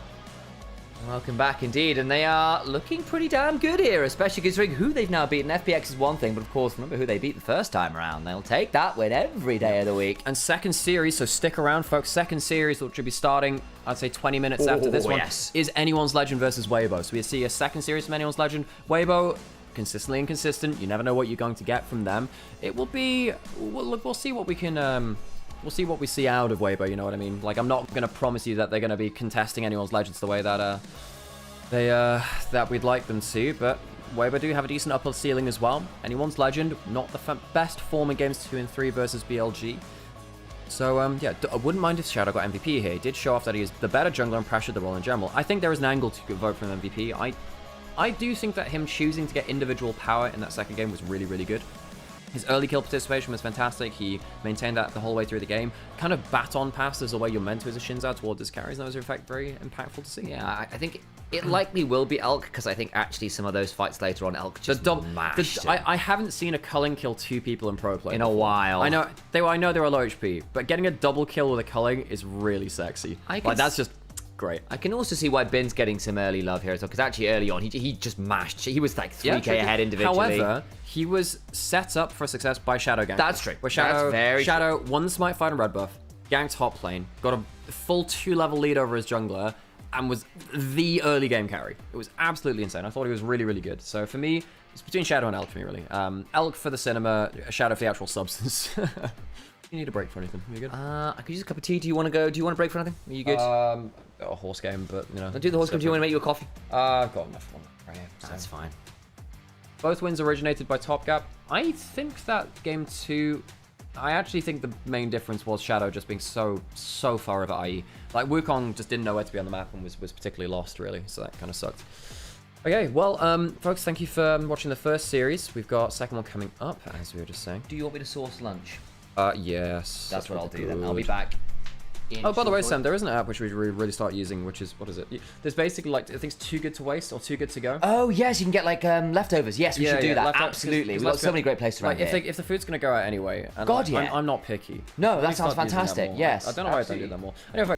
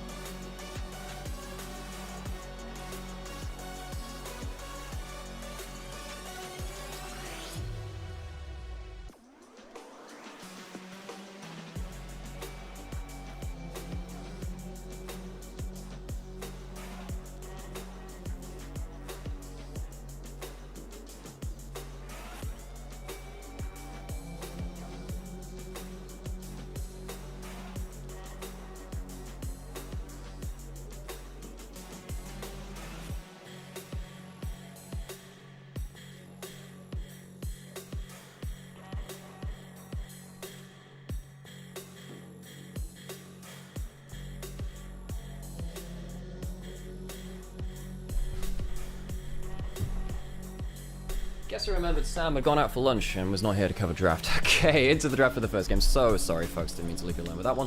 First pick, Trundle, which allows him to safely pick a tank later into the draft. Trundle has often been used to do that. You don't want to blind pick tanks anymore when Trundle is up and available. Orianna beats the Taliyah in laning phase, so AL have a winning lane there as well. Shashu's good on the Taliyah, but it is a winning lane. Ambessa, fine versus the Sion. Ambessa doesn't kill tanks in lane, but can then try and out-teamfight and dive the backline later. Shinzao not fantastic into the Trundle, but it's fine. I guess of the AD skirmishes is one of the better ones. Alistair for Crisp makes sense because there's no Silas to be locked in because the mid lane's been picked, and also your ultimate doesn't interact well with Trundle's ultimate, so you don't get your damage reduction stolen. Bot lane's pick for anyone's legend. Corki, and then a support pick. There's 3 dash champions. Poppy does have some good value here. Your engage will be a little limited if that's the case. Thank you so much, Sam. Appreciate it. I'll keep that after. Same awesome for Catcher. Nice. There's the Poppy. Number 20, there was a queue. Jesus, yeah. Saying, yeah, that the Trundle allowing you to blind pick tanks gives you a lot of value there. Thank you so much for the resub, Mookie. Appreciate it. It's the last pick for Light. I like the Sion. I don't think there's a crazy amount of engage. I don't think the enemy bot lane is that strong. You'll be fine scaling up. I do think this will give you the anti-tank potential that you need. I don't think anyone's legend have fantastic engage. They do, however, have Corki and Shockwave, which outranges a lot of what Weibo want to do. I think anyone's legend are probably easier. They're probably stronger at getting to an objective first and then holding their ground. They can hold their ground there. I think they have a much better way to deal with objectives than Weibo are. And anyone's legend are very good at doing those objective setups. So if they set up well, have the ball in one choke point, have Sion threatening to run around the corner with an engage, that can be very, very powerful. On the other side, Weibo, I mean, they do have the Sivir scaling win condition. You can spell shield the Shockwave, which is one of the biggest, it's really one of the very few threats onto the Sivir, actually. This is the kind of game where Light can 1v9 on the Sivir if it gets late enough. Just needs his front line to hold themselves to a good record. We'll get into that game, and I'll leave Sam with the first bits of the game. Go forth. I shall look after this. All of the people within it, they're all under my aegis now. You're all going to be just fine here as we head on to the dangerous savannas of Summoner's Rift. Another Trundle game. Seeing that pretty much every game right now. It's available. Big old matchups today. Tarzan v Tian. 3v Flandre. Tell you how Weibo do here. Anyone's legend reading off a bit of an unexpected loss. Won their first game against BLG. Things went a bit wrong from there. They'll right the ship here in their second series. Back from the international streak. Giles first.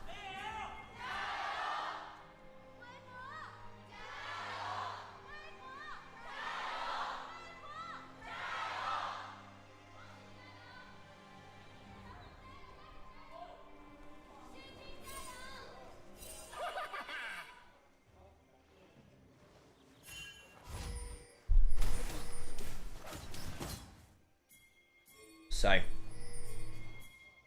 now looking for the early invade here. Shanks on the Orianna. Base skin, the fake skin. Good value there. Tien maybe needs to be a little wary here. Actually, they just spot Ori getting in there. That could have gotten very interesting. That could have gotten very interesting.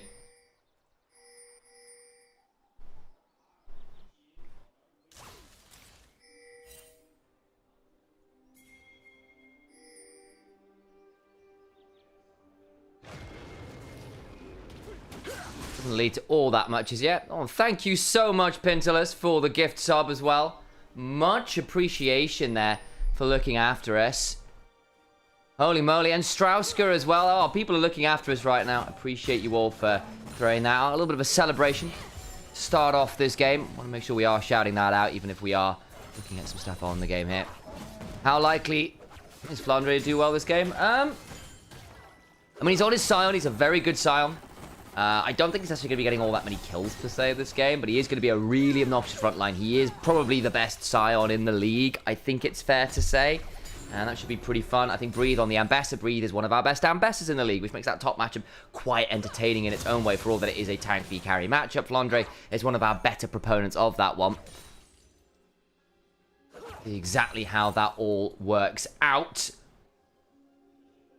Especially because obviously we're looking at this game here with the Ori, with the Poppy. Well, I mean, yes, the Poppy, but the Corki as well. Good sort of upfront burst, some good frontliners. You kind of run at people. The engage a little bit limited in some ways. Kind of rely on Sign ulting forwards, Poppy ulting forwards, but you can kind of Shockwave follow that one up. Try and punish the likes of the Ambessa Shins out overplaying with the Talia. Be very dangerous, that one item there. Kyle trying to find some value there onto light. Hope headbutted away puts Kyle in a slightly scary position. Heal and barrier blown there by Weibo's bot lane.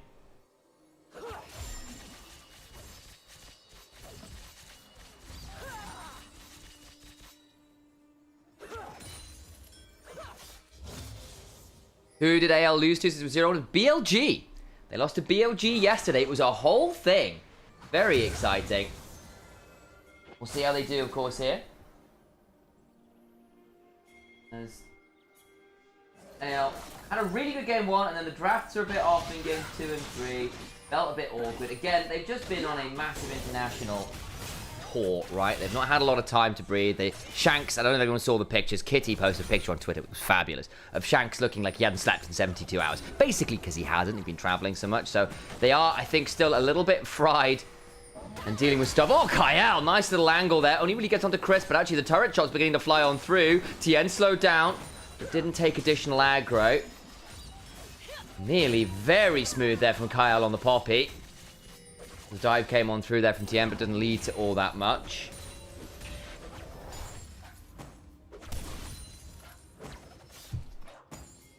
Flash down on Poppy, that's about it. Another well, that could have been a very nasty combo. A little unfortunate. It was only onto the Alistair. Back to live. No one's seen all that much. How are you doing? Monsieur Nymaera. Don't know why I say Monsieur. There we are. Good question. Yeah. I did that thing where I stepped out of the room, did some things, came back. Awesome. Happens like that sometimes. So, yeah, this game, God, so I stepped out, you know, just after draft happened. I come back in. Nothing crazy's happened in early lane. Even in lanes across the board at 5 minutes, Light has a cull. I think this is good for Weibo. And now that anyone's Legend will be confident about the way that they set up objectives, I know they'll be confident about the way that they approach the game, but Sivir getting an early laning phase, being neutral, getting a cull, happily scaling up, anyone's Legend not making a big inroad anywhere, really, is a big win, I think, for Weibo. Completely agree, actually. I think we'll see how that all goes as things go on. Because again, the Sivir wanted to get those 2 items is a big deal. I hope on for the tier early, so still got some stacking of his own to do, but it means he's still be going towards the Muramana build. We've seen a few different builds on Calculator, so, like the Shojin coming on through. Muramana is still a piece of all of those builds. So Muramana's always in there. It's just whether you get the Triforce or the Shojin as well. That to me has been... But then there's that, and then there's also, if you go Triforce, do you go Shojin after and go for Triforce Shojin? Do you just go Shojin and then go into Black Cleaver or something? Or do you go Triforce into Crit? So there are, I'd say there are maybe 3 kinds of builds for the Corki. One is Triforce into Crit, one is Triforce into more Bruiser, and then there's one which is just... I suppose Triforce is Bruiser, but then which is Shojin, Black Cleaver, much more about HP stacking and being more Bruiser. I might just misremember, but I saw... I have to wait on this one. Flandre about to get ulted by Breed. Tien coming on down. I think this Sion is likely dead. Trying to get in front of him so he can't ult too easily. Still has the flash, but gets knocked up pretty decently. Go get the decimating smash down. Now Breed is in danger. Likely just get traded back here by the zombie form behind. Tarzan needs to get the autos. My days the healing, but he still gets the double in the end of it all. Tarzan pillaring back Tien into the zombie Sion, gives them the damage they need to get the 2-for-1. Breathe, good play there to make sure that he could ult over the Q, go unstoppable, and force Flandre into a position where he realistically have to flash ult to get out safely with his ultimate. Chose to stand and fight instead. Tarzan came in, and the Troll with 2 kills gives a big difference now, really. Trundle is a champion which can really start to take off. On the other side of the map, nothing's really happening between the 2v2. Started again with Flandre trying to get the big Q off. Breathe goes for a heavy trade right here. See Flandre tries to get that big Q off. And instead, Breathe goes Unstoppable over it, and then it just body blocks him and says, okay, I'm going to check you.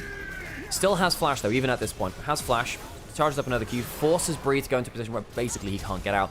And this pillar here is the big difference, because it means that Flandre can actually start auto-attacking and getting damage down. Flandre got, what, how much extra damage? Maybe like an extra 200, 300?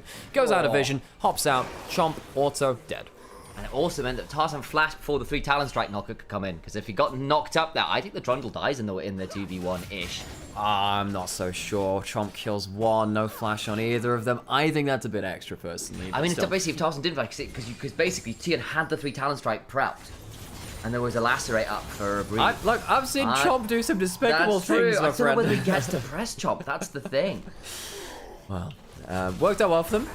Does end up being down that Summoner spell. Breathe, even in gold with Flandre, sadly for him. Thought he would have gotten ahead a little bit more with that extra kill. Sadly not the case. And now Tien behind Tarzan. 2 of our best junglers in regular season of the LPL, very, very commonly. Tien and Tarzan both were very well regarded, at least for that part of it. There's been some questions for, Tien and Tarzan in the past about later into playoffs and internationals, blah, blah, blah. Tarzan, I think, has finally kicked that habit now, though. Xiaohu has ult. We go back towards what I really want to get this top lane ahead.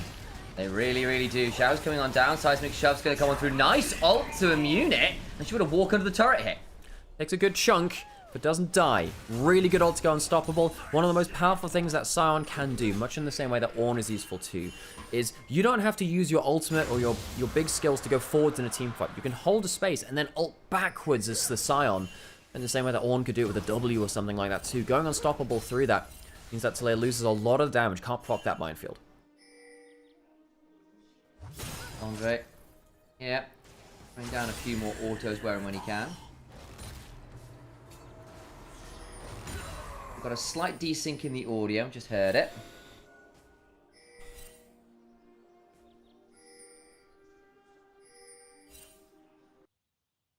Give us a second, guys, while we get our audio back. There we go. Welcome back, one and all.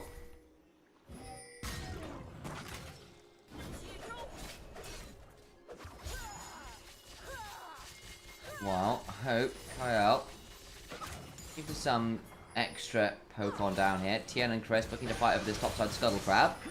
Don't think it's going to lead to too much here. Trading there from Hope onto Light, forcing them back. Misses the Frost Bomb. That means there's an extra auto so back, but Light will be significantly lower here and doesn't have the pots that Hope does. That means that Chris can get in danger here as the pillar comes on down. Throw down the Unbreakable Will, knock away on the Taliyah. Doesn't have the Weaver's Wall to rejoin. I think this could be a very dead Alistar unless they get a good flash off and do so. Missed the wall stunt. And Chris still managed to hold on to his flash. Weibo not responding badly to that, actually, given the fact that that pillar trapped the Alistar into the plate. The problem with playing stuff like the Shinzao and the Alistar is that when you try and walk up, control a choke point, you can often be forced into a fight or die situation. It felt like one of those moments there. Luckily, Chris had ult, had flash, and the wall stun missed. If anyone's legend lost the kill threat which they did have onto the Alistar. Weibo make it out without losing a kill. Flandre and Breathe still trading. Breathe getting shoved into the Sion, but the Sion very happy early on here.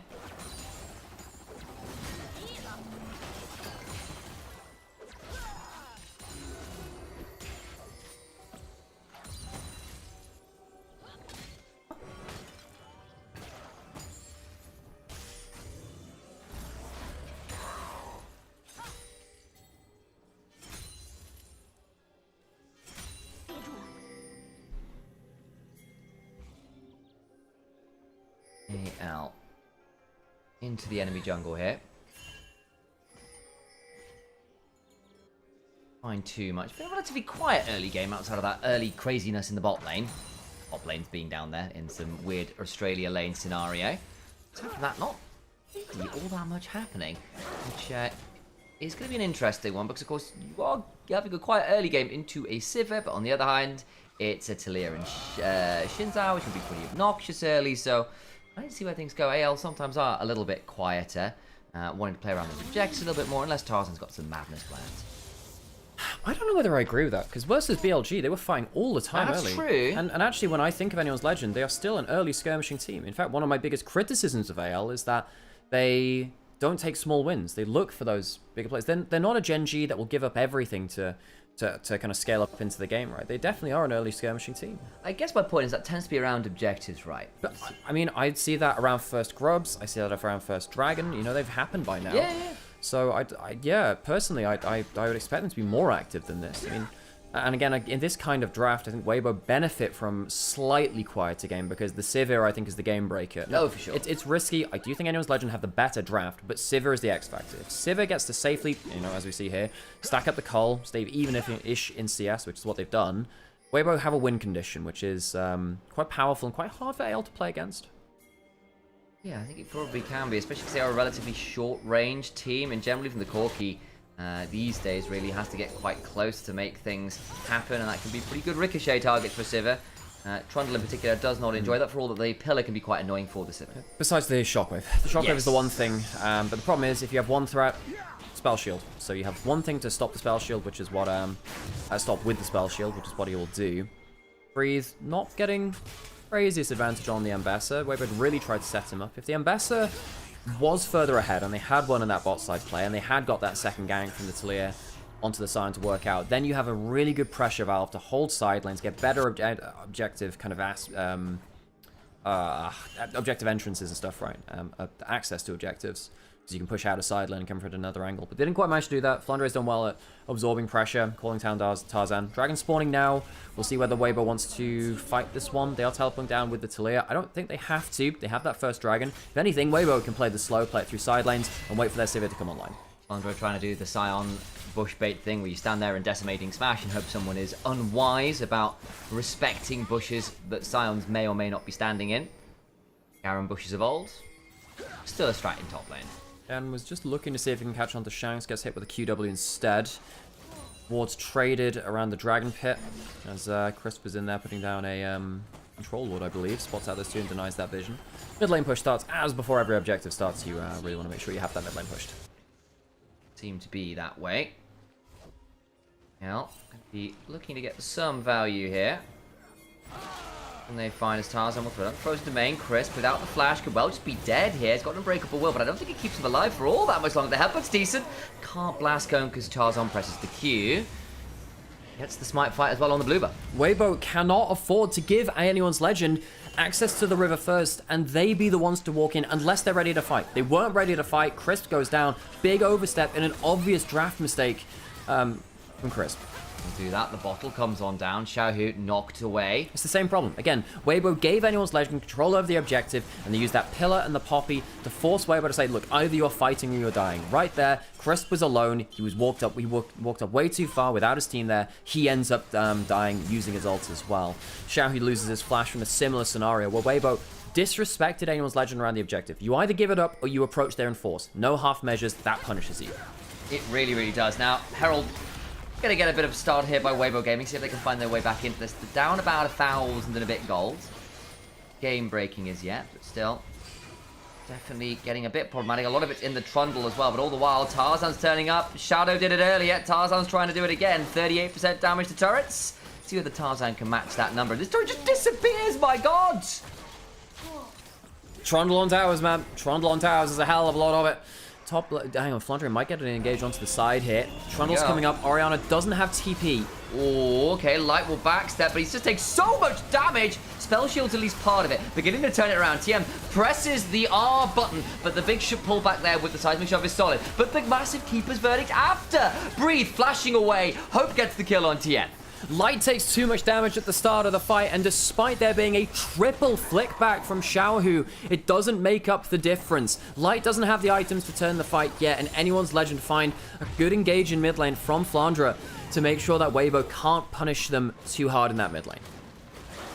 Tarzan gonna whack away at that Gromp afterwards, but they are just so happy with that one. Let's have a look again, because it's a really great angle for Flandre. They do still lose the mid lane out of turret, so that is worth noting. But right here, Light... Look, what needed to happen there was Crisp needed to step back because the splash damage from the ultimate means that Light basically can't fight. He ends up having to spell shield very, the Q afterwards as well. Light can do enough here, but I really think Crisp kind of sells out Light there by getting him caught in the Scion AoE. If you step down to the right, you can get the Sivir out of the AoE and stop them taking just a huge amount of damage from that level 11 Scion. And Kyle goes, cool, you're actually starting to fire. Right, get punted out. And that's exactly what happens. But that wouldn't be the case if he managed to save, Yeah. save the spell shield. Light didn't spell shield the initial Scion ult because he thought, well, I'll be outside of the AoE, but I think Crisp sold him out there. Bit unfortunate. Again, Crisp, new to the roster this split. Kind of switching all over the place, and it's been a mixed affair. Weibo are 2-1 right now, having had a couple good wins, but the loss was a little bit awkward, it has to be said. See how they do from here. Again, not the greatest spot in this game, to say the least. Hey, Weibo beat FPX, one of our weaker teams in the team. Hope jumping over the wall. Spell shield not procced. I think you can get a lot of value here. Tilly is coming on down, but it's too little too late. Hope just sits there and gets the kill. We've had some complaints about the goalkeeper today. He's on it. Flash over from Crisp, who was Really being threatened as well. Very good punish. Light took a dangerous path back towards mid lane. You think it's safe. You don't have control of the mid lane river bush, and his team wasn't there to respond. Light, this time it's all on him really getting caught out. Reminder, Crisp just blew his flash, now in danger as Tarzan begins to make himself very tanky indeed as he subjugates a few members. Valkyrie forwards, Tarzan gets that one onto the shins out. Xiaohu's around now, but I think it might be a little too little, a little too late. Hex flash towards the river. Weibo, it's all falling apart for them. It's all going wrong. They're losing kills in random places, and what that means is that they don't get to safely farm. They don't get to safely control the map and scale up to a point where maybe the Sivir at 3 items could carry the game. Anyone's Legend going to put Tarzan into the side lane again. Trundle, Triforce, dead turret. Anyone's Legend. Clean, calm play from them, punishing the options that they see and keeping Weibo very, very scared of the map. I think that is a very apt way of putting it. Tarzan also interesting here, going towards the Spectral Cowl second. Let's see Spectral Maw, which is the combination of 2 items, in a cool sounding word that is in fact not an item. Does give you the extra healing and shielding from that, right? It means that you have the ability to keep healing up really well from your subjugate, from your chomps and stuff like that. It does technically benefit your lifesteal as well. You know, there was a point where there was a Spirit Visage Ash build where you go Ash. Really? Yeah. You was go it after Thornmail? No, so you go when you had like Seraphine on your team. So you'd have like loads of Karma or Seraphine because it would buff your enchanters onto you, and it mean that you'd heal like an absolute ton. No one could kill you. Public execution towards Tarzan, trying to escape here. Breeze not quite pillared back, but still just slow. Forced to flash, trying to get some energy back to begin. Drakehound stepping slowed again by the decimating smash. And Tarzan just walks at him. Well, that's Trundle gameplay. Walks at you and presses Q occasionally. Takes down Breeze as he just got caught out again. Weibo, they are not playing the map well. Anyone's Legend, on the other hand, are punishing Weibo very well, making these pockets of Fog of War and making plays out of them. Hope jumping over walls, Tarzan appearing in your lane, Flandre ulting from the river, and Weibo just don't have the information to fight back. Spirit Visage just done for Tarzan, so ahead of the curve. Look, he's into 3 AD champions. He doesn't give a damn. The healing is so valuable at this point in the game, which means he can walk at people and not give a damn. You know, some people say, "Oh, you should pick Darius into Trundle for the level 1," much like this the Freljord cinematic, the cinematic thing. However, you know a champion which weirdly does beat Trundle at level 1? Kayle. Kayle is one of the really now. Kayle is one of the strongest level 1 champions in the game. It's just as level, you know, everything else. We've got an Intercon potentially. AL get the engage first though. The shockwave brings down the jungler. Now a 5v4 around the Atacard. Does Crisp have a spellbook smite? Doesn't look like it. This is looking like AL's for free. Weibo are half-hearting their approaches to objectives, and anyone's Legends love that. They are taking the pit, holding the angle, and Weibo, they're just getting headshot by the AWP every single time. Tien was the one person who could really defuse that situation. Couldn't manage to do so, and Tien, often a player who has been lauded for his regular season performances, has been destroyed here in the first game. Dragon's going to go down too. It's going to be Atacon and Dragon in one fell swoop. Gold lead around about 4,000, and Weibo, I don't think they're going to be able to scale up to that Sivir win condition. I think the game's too far gone now. Reminds me of their Game 1 win the other day against BLG. It felt like, wow, AL haven't dropped a beat, and the Game 1 was very clean. The rest of the series, a little less so. See whether anyone's Legend can be a bit more consistent in the drafting. We had some issues with it yesterday in Games 2 and 3. But right now, Game 1, repeat of yesterday's Game 1, very strong indeed. 2 items wherever you care to look in some very scary places. Yeah, some questions in chat about the Kayle thing. Yeah, so if you E-start at level 1 and you E-auto, you get a crazy amount of attack speed and move speed. PTA activates and the on-hit from the E goes kind of wild. So yeah, Kayle is legit. I know it's not relevant to this game, but if you ever see it in solo queue or whatever, is one of the strongest level 1 champions in the game. Oh, great, just being jumped out here by Xiaohu and Breeze. He's just going to ult the other direction. Whee! Choo-choo! Is he going to hit the tower? Does he want the tower damage? Where is he going? Wait, he's clearing... What? He's clearing the wave! Why would you go that way? Okay. Well, he's in the net. He's in the way base. Is he gonna try and TP out? He doesn't have TP, so we can't do that. He will Flandre. die. He will die. But look how long it takes the Sivir to kill him. He's just gonna kill more of the wave. Does he have another shield? Well, I mean, he's gonna clear the wave. My He'll days. die in the base. It's a Baus classic, I guess. I know he doesn't really watch that much pro play, but I mean, my dude, he's learning from you.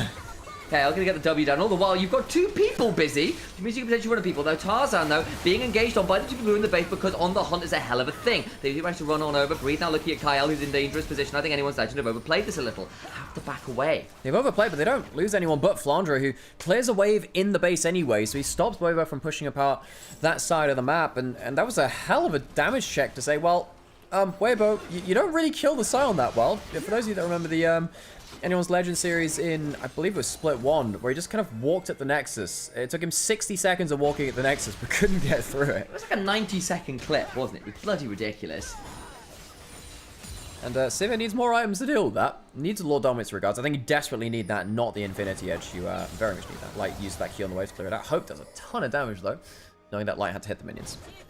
Does indeed. Light, about 2/3 of his HP bar. A couple minutes until Dragon is still point Prail, not anything more. Still got a couple minutes until Baron. So we do kind of have this kind of lull state between Atakan going down and Baron spawning, where we kind of just sit here and watch people farm a bit. Ooh. And occasionally Scions sort of drift into the base because they can. Shanks pushing out that side lane, getting towards a Zhonya's next as well. Shanks, I mean, not really had much to do this game, really. He's just been following Tarzan around when needed. Tarzan, though, God, this guy is good, isn't he? 502 on the Trundle, has the Spirit Visage, going towards another item. And you can see right here again, when Weibo have to face check Darkness, it is a big problem. Shanks puts a Shockwave onto Breathe, puts him onto lower than half HP. And Anyone's Legend, though they're not getting kills from this, are getting so many chunks, HP bar, and a vision advantage that Weibo are giving up jungle camps. That's going to be, you know, an extra 300-400 gold swing because you're taking camps you shouldn't do and depriving camps of the enemy team, which they should be having. So the passive income, just from taking camps on spawn, like Krugs, like Red Buff, is going to lead to a larger gold advantage. Keep being in. Some value there. In the form of clearing some minions. That's the some value. Looking for a generic phrase, as I'd said, something happening on screen. It didn't really lead to very much. It has to be said. Sometimes it do be that way. Other side, Weibo, 2.5 items, have a Last Whisper for Light. Really needs the full completed Last Whisper item. I just don't think he's going to get it. I just don't think he's going to get it in time. Okay, good sweeper required. Now actually Tarzan might be in danger. He's getting collapsed on. Remember, no flash. Put down the subjugate. Kyle misses the keeper's verdict, but Flandre comes ulting in. Tarzan got the shield, trying to get to value. Is shut down. Maybe he should have put some more armor. And now Shanks is around. Kyle trading up with Tien as hope trying to get some value. The Crescent Guard goes on down and Tien gets another. Flashing forwards, can't quite find it. The Shockwave only really lands onto one, but it is onto Xiao, who valuable. Shanks now in danger himself. Breeze's gonna run at him, and AL have overplayed this way too hard. Flashing onto Shanks, Ricochet's flight. Hope trying to play up for some more. Flashes to the other side. This Corki, very dangerous. Backsteps that seismic shove, and Valkyrie forwards forces the flash from Xiao. Oh, 1v3!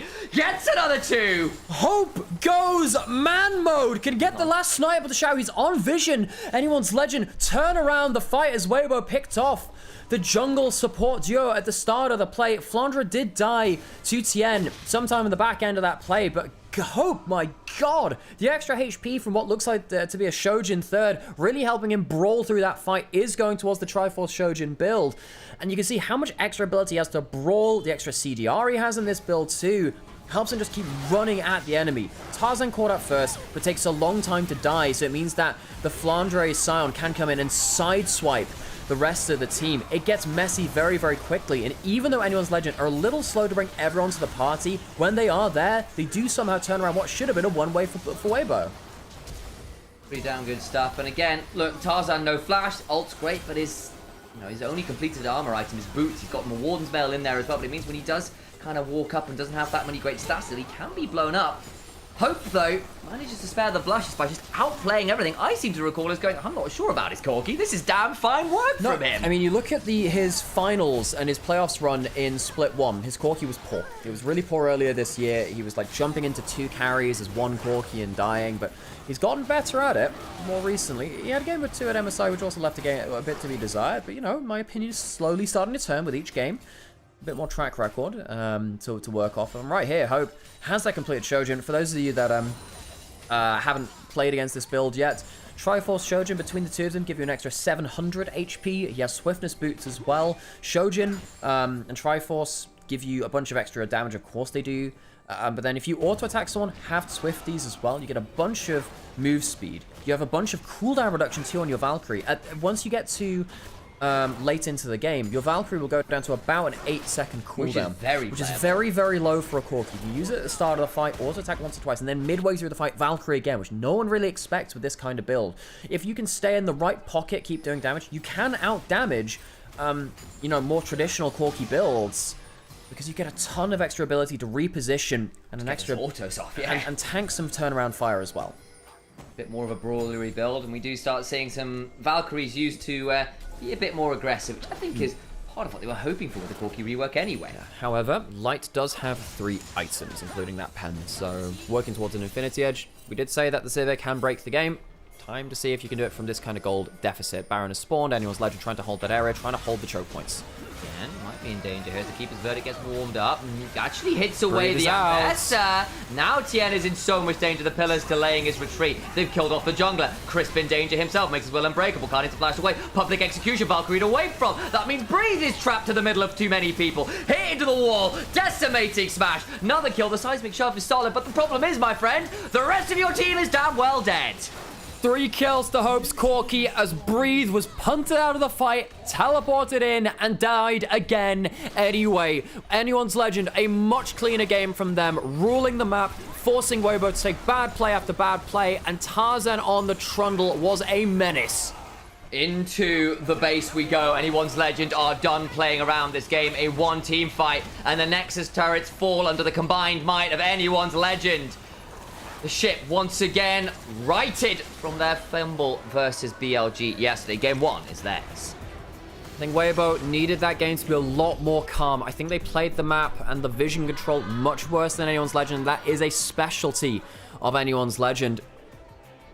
They held the choke points well. They used the Fog of War well to force Weibo to play risky.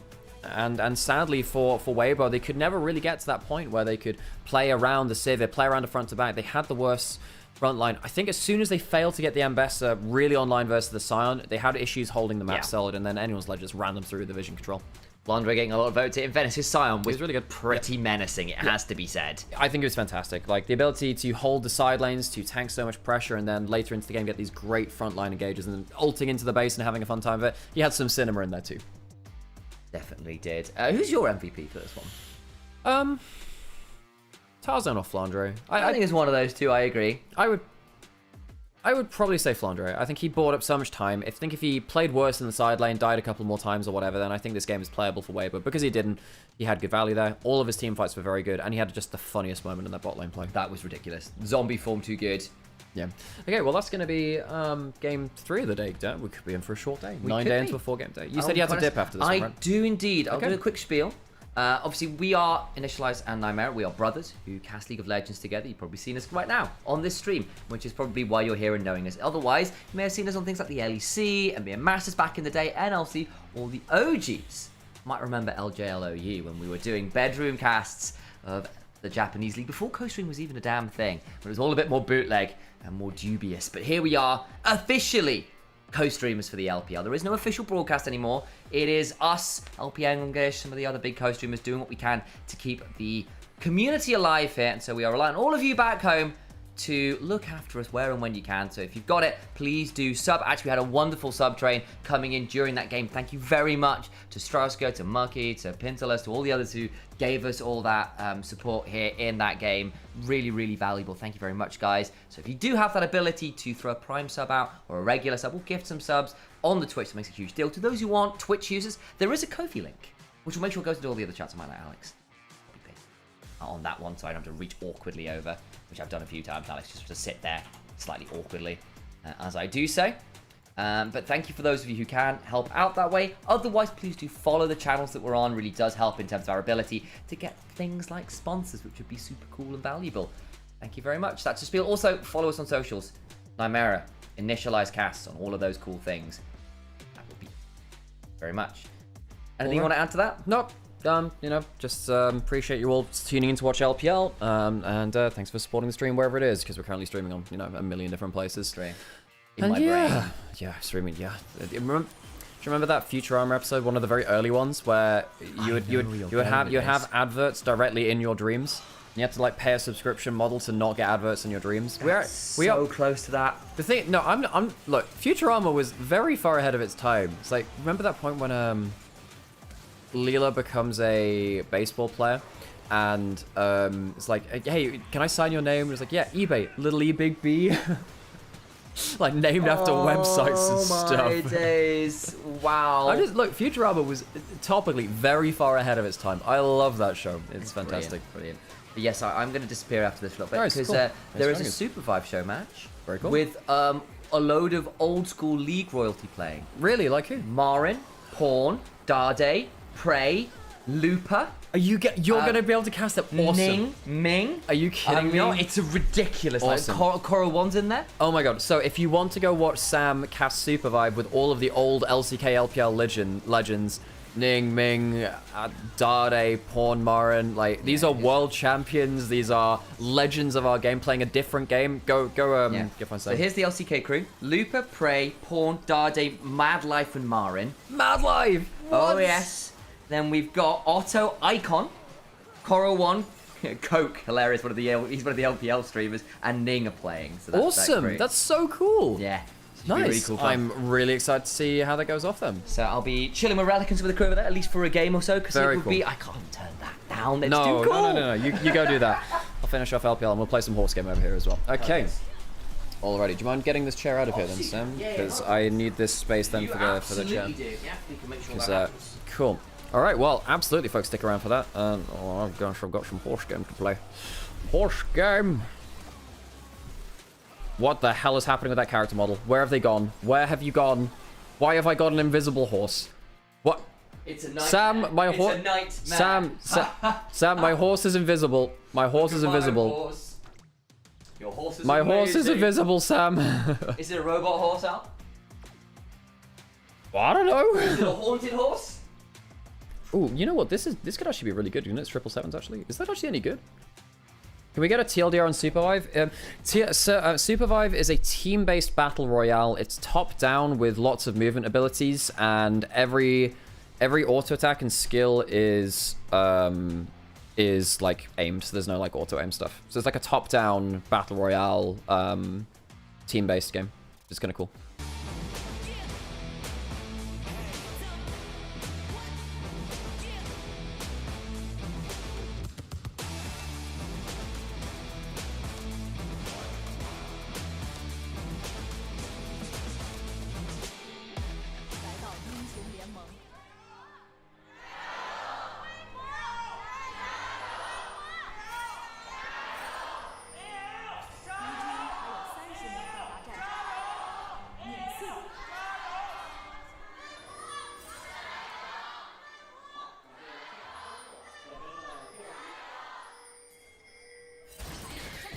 Gyro's coming through. Kyle hops down over the wall. One of the Rakan and Rel can both do this, and Gragas. They both hop over the back of Dragon Pit, or one of the rejected pits. Try and find a way through a brush. Get their second cooldown to get some CC. But Kyle was spotted there, so we can't go for that play. Anyone's legend answer Azir with Nymaera. Okay, like Genji versus them. True. Yeah.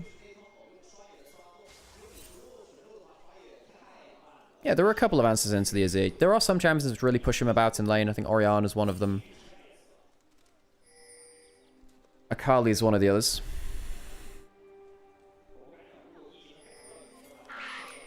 Starting on Raptors. Oh, we've got a bit of an audio desync again. We're just going to sort that out real quick, folks. So 1 second as we go towards that. Oh, hang on a second. Level 1 play. On the top side, I still level 1 play, just the hard trading. There we go. All right. So, just a quick audio resync, and we're back on. Cho'Gath, one of the reasons that they work into the Yorick is that they can get their passive healing off of the little ghouls, because Cho'Gath's passive is when you kill a unit, you gain an amount of HP. Because the ghouls are a unit, that counts. Even if they're lower HP and easier to kill, Breathe, gets himself the ghouls respawn again, gets a Q on target. But Flandre, you'll see here, how much is it per? It doesn't show you exactly how much HP it is, but I think it starts off as like single digits, goes up into double digits. Which means that by clearing through ghouls, get an extra 4 procs of it. Even though the damage from Yorick is very strong, you can be fine. And then the other reason you do Cho'Gath into Yorick is you can use your ult onto the Maiden. Now, it doesn't count as an individual stack, as in like a unique stack from large monsters or champions or whatever, but it does mean for the first few of the game, you can chomp down on the Yorick Maiden, which means that he doesn't really want to cast Maiden in front of you. It's a huge cooldown for the Yorick first couple of levels. I say first couple of levels, you know. There's only a couple of levels of ultimates in general. Just getting the full Eon to Xiaohu there. Using the full duration to auto-attack him. No Maidens. Exactly. Kyle does get the stun through there. Damage goes on to Crisp instead of Light, though. From Hope. Body block from the support. Base Kai'Sa skin from Light, interestingly. Almost everyone uses Jaculov skin here in LPL, but not here. Ying forwards again. Tian, not going to be in range to punish him on his E-return pad. Tarzan here as well. Sapling had spotted out Tian.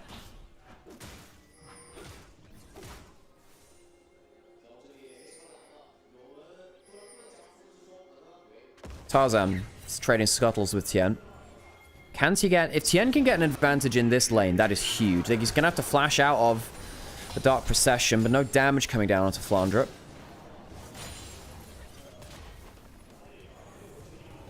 Towards the Pixel Brush.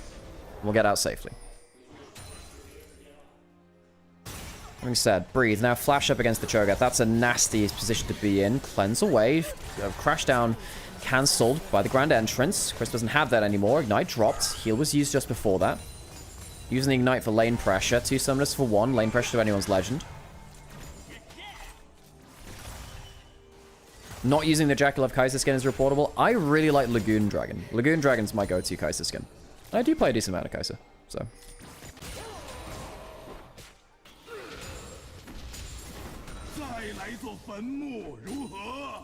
I miss mythic items, but I really don't miss mythics as an item. If you get what I mean. You like what? You dislike you missed the mythic item system, but not the items that were mythics. Right. I saw you took my advice and didn't cast the LNG game this week. Yeah, I needed a day off. I saw it was the double Nirvana group, and I thought, look, I like casting LPL, I do, but I needed a day off for sure. Oh, sorry, you don't like the mythic systems, but you like the mythic items. Right, okay. Well, in that case, go play Arena. Most of the items that were mythics were back there again. You can still get Gale Force and a bunch of others. Yeah. There were some mythic items that were just game-breaking, though, because they made some champions into incredibly low-skill champions. Like, Everfrost made stuff like Silas and Ari into just completely CC sleeper bots, which was really sad. It took the skill out of the game for them. Gale Force was, I suppose, better for AD carry skill expression in some ways, worse than others. What other ones were kind of not great? I mean, Divine Sunderer broke the game. It meant that tanks basically could never play the game because it was percent HP, regen, armor pen. It was just way too much. So Divine Sunderer was not okay. I mean, I didn't mind the meta that it brought because I don't particularly like slow tank metas. I much prefer higher damage, higher skill expression metas in the aggressive sense. I don't like champions whose identity is I stop you from doing the cool thing. Jumping forwards, Grand Entrance coming through. Kyle still does have the crash down. Will escape. Tian was spotted on top side there. Tian waiting for the scuttle respawn. Slow game again. Was last game too. Stride Breaker with a dash was stupid. Yeah, it was. God, yeah. Gore Drinker as well. That was, Prime Gore Drinker was a hell of an item. Just randomly someone getting half HP. Back ult for ult. Shanks timing that well. Not getting body blocked, and Tian can't combo up with a Q flash. Xiaohu, though, will get a chunk onto Shanks. Won't matter for the dragon take, though. Teleport comes in from the Rel. Ult coming through into mid lane. Flash forward. It's not like Yone has the most HP ever, but I don't think it'll matter. Wow, Tian completely caught out. Has flash. Does he have a Q cooldown? Yes, he does. Uses it to go back. Doesn't choose it to disengage. Is that a mistake? No, it's not. I don't think it is. Kyle now caught out.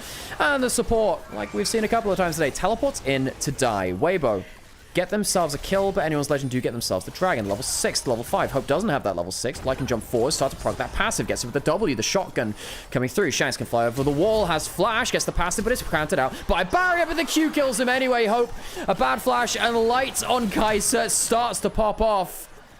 Shanks flashes over the wall. Solo kill for Light in a 1v2.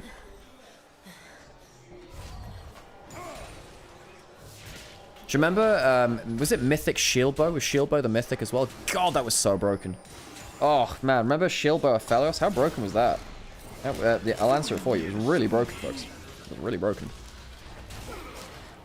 What a time that was to be alive. And you always were alive because Shield Bow was broken. Tien, going on to Flandre. No flash. He should die here. It'll be at least be the Dark Procession hitting. Weibo playing much better around their early power this time. The Vi being a big part of these plays. And Flandre, you don't have a Scion ult this time to run into the base. You're going to run into tower, make sure he dies in time. Gives the kill over to the Vi, not over to the Yorick, which I suppose is a slight win for his lane. But, I mean, the Vi getting fed is still pretty nasty on the whole, not going to lie. Vi getting ahead is a problem. Grubs on the other side being taken. No contest over this, I don't think. Only Crisp in the area. No spellbook smite for him. We'll spot them doing it. Any contest? Vi walking over towards topside. Shanks takes a bit of a chunk. Good damage onto Crisp. Putting down to half HP. But now he's overstayed. Doesn't have... There's a Q stacked up. Ults to go unstoppable. Does a decent amount of damage. And the Maokai ult is hit. Now I think Weibo might have gone too far. Double knock up with the wall. Puts AL into the corner. And the soldiers start to fire. Fourth shot. Where's it going? Is it going to go into any important low HP? It doesn't quite manage to thread the needle. 2 kills to the side of Weibo for 1 on AL. Hope walks over. W out of range. And it'll be a 2-for-1. 3 Grubs to Anyone's Legend. 3 Grubs to away from the Yorick does make a difference.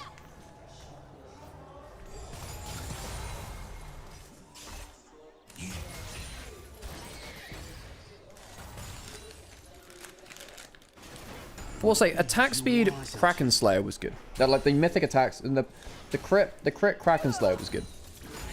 I didn't like mythic Triforce. That kind of felt shit.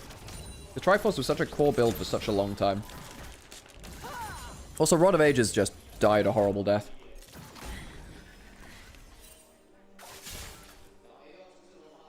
Mythic Leandries was good. Bad for Rumble, but very, very good for a lot of other mages.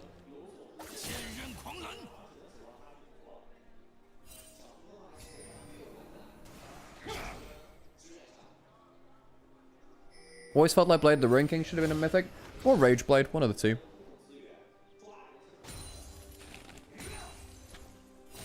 Yeah, Triforce and Blade of the Ruin King are such iconic items in League. I hated that they got relegated for a while, really.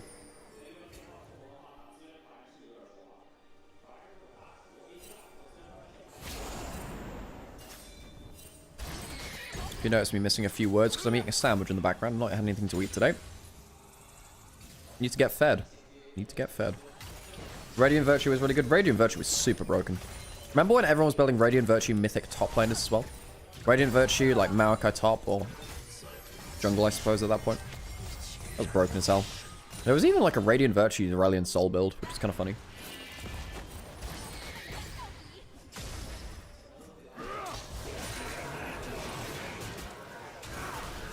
Yep, that's Yorick for you. But Shogath healing up well. Passive doing work.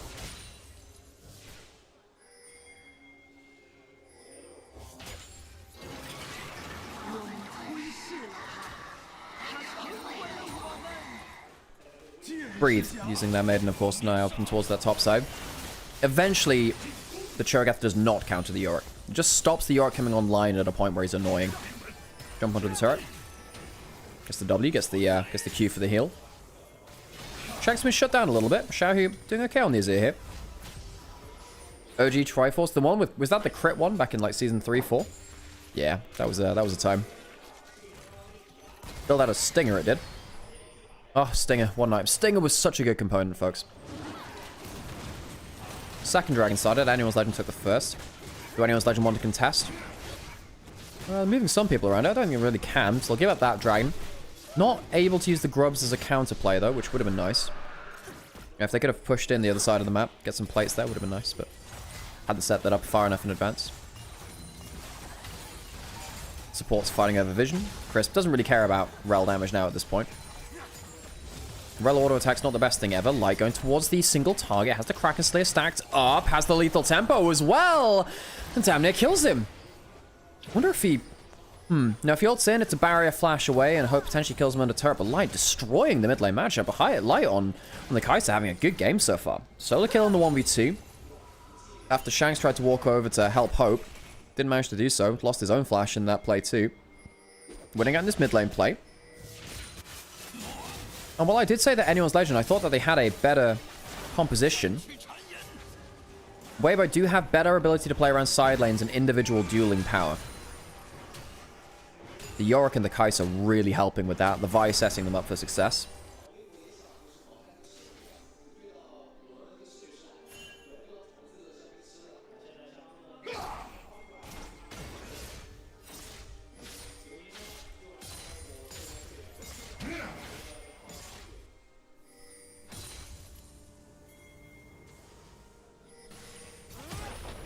Xiaohu getting some time on side towers. That is a problem for Anyone's Legend. Nash's Tooth is here, one of the best tower killers in the game.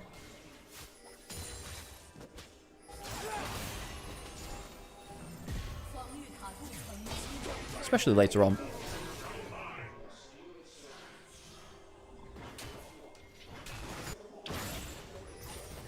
Crisp finds that Kyle again. Crisp is matching Kyle very well across the map. Typically you expect Tarzan and Kyle to be first at plays. Getting better vision control. Having more impact. Dan and Crisp, though, you know, absolutely no slouches. Crisp won the LPL first split of the year. Xiaohu jumping up towards Shanks, ulting him back. Here comes Crisp, blocks the ultimate, body blocks, he gets the full knockup. Shanks, he doesn't have Q3 stacked up yet. Doesn't matter, won't kill him. Shanks no ultimate now. No HP. And Weibo pretty happy just to take chunks. Shanks can't really fight now. Herald in a minute. If they can stop Shanks from recalling for a little bit, they'll have a very good presence to get vision control on top side. Tian has ult, force them off tower. Now, they don't have any grubs. It's a little slower to kill towers, of course. A lot slower, in fact, -3. Shanks will have to back, full tower taken. And now Xiao can put a tower up here as well. So what he can do is he can hyper shove up top lane, put the passive down, put the Sun Disc up, and Anyone's Legend can't really do a great deal about it.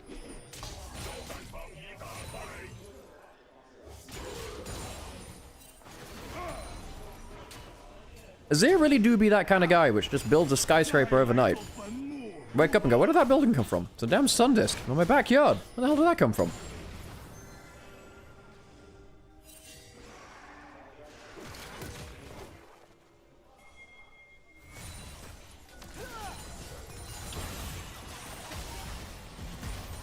Herald spawned.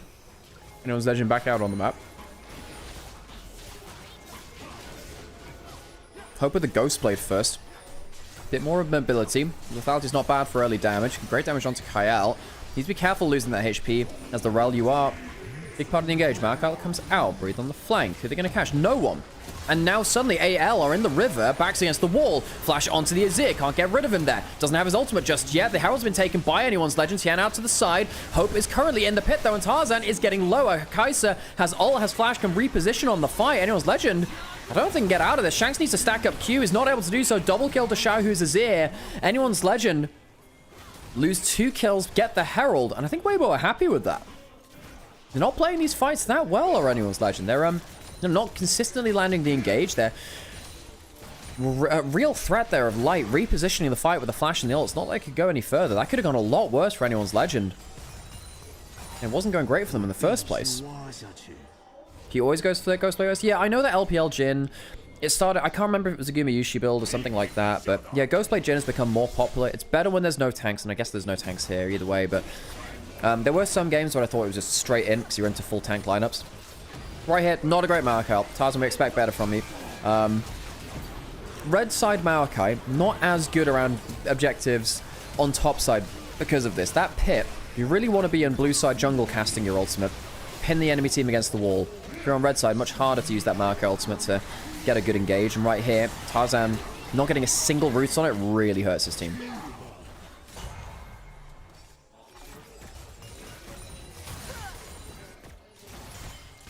Can hear Sam screaming in the other room at Super 5. For those of you that missed that, Sam's gone off to go co-stream cast a Super vibe game with a ton of old LCK LPL talent. Big gold lead for Weibo now, you know. You know what that means, folks. If it goes to a game 3, we get more horse game. Yeah, horse game. Woo!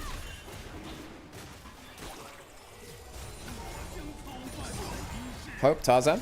Using the Herald in mid lane. That is the objective which they did win from the last one. Dragon being started, of course, by Weibo. I think they'll take it before AL wanted to contest. They won't be able to.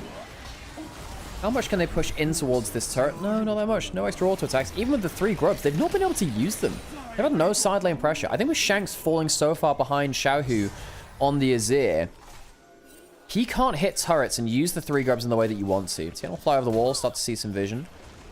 Maokai, not necessarily used for an engage, but used to kill the turret, cleanse from the spellbook used by Chris. And no auto attacks come down on tower. Suddenly, Kyle caught out under the tower, does get some... What bloody hell? The Cho'Gath ult finishes off Chris, and they get one for it, but Kyle in danger. Life bolts into the play. Gat starts to stack the lethal tempo. The Kraken Slayer going wild, and there's no threat onto the Kai'Sa. The Kai'Sa cleans up. 2 for 2, though. Shanks has gone down. 3 as Azir takes down the Cho'Gath, and Weibo, they might lose a lot of HP on their tower, but they end up winning the fight afterwards. Jin'Ult not even going to do that. What is that Jin'Ult planning to do? Wave clear a little bit, does some damage. Tarzan just goes down, Light obliterates him. Light on the Kai'Sa, main character energy. It's both him as Xiaohu put out some major damage. Anyone's Legend don't get the mid lane out of turret. They don't win the fight afterwards. They're engaging, and Hope's overstayed. What is happening to Anyone's Legend? A barrier is used, and it's not even enough. Anyone's Legend losing scores of members in the mid lane as Weibo just crushed through with the Kai'Sa and the Azir. What the hell has happened? Weibo get the mid lane turret after they were the ones threatened on it. Anyone's Legend have 3 Grubs. They use the Herald, but they're losing towers across the board. I think Shanks on the Yone having a really bad game here, especially after his great MSI and international performances. We thought, hey, you know, Shanks, he is the next big LPL mid lane. He beat Knight in a finals and really diffed Knight in that series too. And at MSI, it felt like Knight just tilted off the face of the planet and Shanks massively outperformed him. But it's not a great ult from there. Yes, it's an overcommitment onto a Rakan of all things. Yone goes down. Light and Xiaohu completely untouched. Breathe gets the flash. Dark Precision to put Flandre into the death zone as well. Anyone's Legend snatching and grabbing. Like, this should be a fine draft. Their 5v5 should be good later, but they're rushing their plays. They didn't protect the Yone well in a side lane, and I think Shanks played a little poorly around that too, so he's been shut down. Did BLG change nameplates? Because this is what I expect from the disrespectful team fighting from them. Hey, they won earlier today. You can't complain about them too much. You know what I mean? Atkan started. KAL not in position to test this either, so body block on that Jhin W. Weibo get themselves another huge objective. How many do they get? 28, plus the extra 25% bonus from that too. Huge amounts of value from that. Xiaohu shuffling back towards mid lane. Chris getting engaged. Markel's not fantastic again, but they catch out Tien. Tien goes down. No ultimate from the Fine now. Ultimate opens up the curtain call. Light doesn't have flash, does have ultimate. Might need to use both of them. Use it to reposition. Not bad on the Kai'Sa there. Should have been caught out and dead to the right. There should still be another play coming down, and the Cho'Gath ult secures that. Another stack to Flandre. Traded back for a kill onto Yorick. Yone gets the combo. Shanks finally wakes up. There's an ult under turret. Tarzan, can he get himself a reset on the aggro? No, he can't. Xiaohu turns one back. Yet another one ends up being 4 for 2. Anyone's Legend get themselves the fight they need to get back into the game. This will open up the mid lane turret. Anyone's Legend will get themselves an objective bounty. That's how far behind they were. And they closed the gold gap. I think it was 5,000 before, dropping down to 2,500 to 3,000 now. Shanks, double combo of Q3 into ultimate now play. Huge for him. Flandre also getting a good amount of stacks now. I think he's had 2 stacks on champions, which means he's got maximum of 8 overall. Xiaohu, I really like his shuffle here because it means that he's not in the main clump to get engaged onto. Tien way out of position. Good catch from Shanks there. Light left in the front line because the front line's kind of dissolved a little bit. I don't really know why he's the one who's had to tank all of that. But taking it turns Xiaohu and Light to kind of reposition in the team fight means that they're not actually doing that much damage. Both of them kind of flisting out to the right side. Wonderful fight from Flandre. A knock-up onto Light sees the Kai'Sa dead. Cho'Gath in late-game team fights can just be land 1 Q, win the fight. Cho'Gath, huge value there. Ahead of gold into Breathe now, too. The damage, yes, mostly came from Shanks, but the winning plays, the CC, the chomp at the right moment, came from Flandre. Reddit won't be happy with that Shanks comment. No, but Reddit doesn't like me anyway if it's in the post-match threads. Flandre, gonna get ulted on this top side. I don't think he makes it out on this one. Xiao has enough DPS. Doesn't have a Leandris, doesn't need it. Tien will take him down. Kill onto the Cho'Gath, who is causing a ton of problems to his Legend. Light threads the needle with that W. Kyle comes through. Light doesn't have flash. He just uses ultimate. He's gone too far. Fourth shot not available just yet. Teleport in, though, and he won't need it. Hope has been playing well, but he goes down for a second death of the game there. Jumps too far forwards. And Light is snuffed out. Dragon started. Xiaohu pushing on top side. No Grubs, as we were saying, to push this, but we'll still take it in the duration it takes to kill the Dragon. In a turret to Xiaohu will take that gold. 2,000 gold ahead of Shanks, doing good. Oh, that was a flash into the pit. Or Q into the pit from Tien. Doesn't have his ultimate now. Uses that. Doesn't flash out of the play. Can't get the kill. Dies to try and secure third Dragon. Can't do so. And Tien, I wonder whether it just would have been worth him calling it a day. Giving up that second Dragon. Don't really think it was worth dying for that. More gold. Kyle gets himself 2,000. Is that 2,000 assists in the LPL? Jesus Christ, he's not even been there that long. 2 years. When did he come in? Did he come in 2023? I think he came in. Over 2 years, 2,000 assists. That's insane. Teleport down now. Remember, there is no Vine, no big engage there from Weibo. Flandre very tanky. Knockup miss from the grand entrance. And Tao's taken with the 3 Grubs. Anyone's Legend starting to claw back. Opening up the map. 3 Grubs really helping them do so there. The mistakes from Weibo are being punished from anyone's Legend very well. The discipline of anyone's Legend has been very good on the whole. In this mid game, not as good in the early game. Yeah, but I do know that, you know, I do like Shanks first. I think Shanks has been very, very good. I think he's clearly been top tier here. And he's done very well internationally too. I think he's made mistakes. You know, he has made mistakes too. He's not the complete package just yet. There are some team fights where he does misjudge. Teleport towards the top side. It's from Chris, though. Has himself that spellbook. I get confused by that all the time. Yeah, and I think it's no surprise that Shanks is, as the new kid on the block internationally and a player which a lot of people had a lot of respect for over the time and a good personality. It's no surprise that he's very popular on social media, especially in Western Hemisphere and stuff like that. Tien out of vision, Crisp out of vision. However, what you must remind yourselves of is no matter how much you like a player, you can still criticize them. It's all right to criticize them. As an analyst, you have to do that more, of course, because it's kind of your job, I guess. Can't gaslight people to believe in the wrong stuff. Baron spawning. Azir is very fed. Spawning some soldiers. Is on vision, though. Yeah, that's a good ward. When you're starting to fall behind the game, you put the weird wards down, not as the regular place, because those are the ones which actually last. They live. Tarzan not going to get the W. Going to get... Wow, that's a CC chain.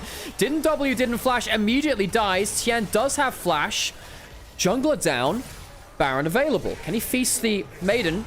Maybe he doesn't need to. Trying to get the kill onto it. If he'd landed the Q there, might have done it. Flash is available for the Cho'Gath. No one helping auto-attack out of the cage, so he'll have to flash out. Mistake there, I think, from Hope to not auto-attack the cage.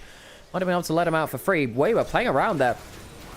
Pick potential of that Dark Procession very effectively there. Now, no flash on the Cho'Gath for a potential smite steal from the Chomp. Going down very, very quickly. This won't be contested. Shanks will not go in for an ult. Flandre's trying to go in, trying to walk his way the hot way. He's on the thing, and he can't get it. It's Breathe, rather. The Yorick that gets it. Vi's gone down. The fight wasn't going that bad for anyone's Legend. 1 for none, but Shanks is out of the play. He'll have to recall or live. Does he have life still? Yes, he has the Blade of the Ruin King. Get a little bit. 1 for Baron. Weibo will take that any day of the week, especially since they took that kill onto Tarzan just before. And anyone's Legend not playing well in the setup there at all. Bold and greedy from Tarzan not to flash the initial CC chain, which led to his death. And the Dark Procession onto Flandre afterwards was really, really good. Breathe, he's behind in gold, but he's having decent impact here. Even got the Baron secure. Flandre, I thought he wouldn't be able to get anywhere near to this because, you know, big things there. Kyle cancels the Vi Q to make sure that Flandre can get in melee range. And he's so close to getting this, but it's a 2,000 damage smite, I think, with the Q swinging in at the same time from Breathe. There was no chance to smite to feast that from the Cho'Gath. Dragon now spawning in a minute. How much can Weibo get out of this Baron? They want to control the map. Of course they want to control the map. Forces to 3 games.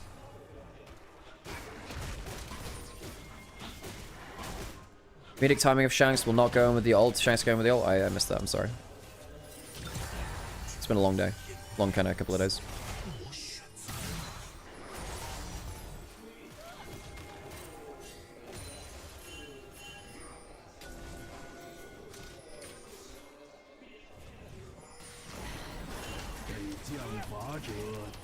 Pushing in. No grubs, of course. Makes it a little harder. The Baron makes the push a little stronger, though.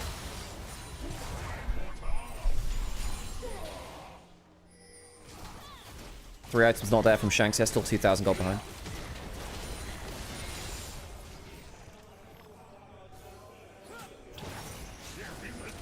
Maokai defensively trying to force Weibo away from the tower, and indeed does so. Tarzan's had a bad game on the Maokai. One of the better Maokai region players within our region, and honestly of all time, he's a very good Maokai player. But this game has not shown that. Leandri's Bloodletters is full AP, had near zero value on it. Is paper now. Sadly, the tree become mulch. Weibo playing very, very well around their CC combo. Considering how they were blown up in game 1, it's been a good start from them. Breathe. Backing off in that mid lane turret, playing the 4-1 well.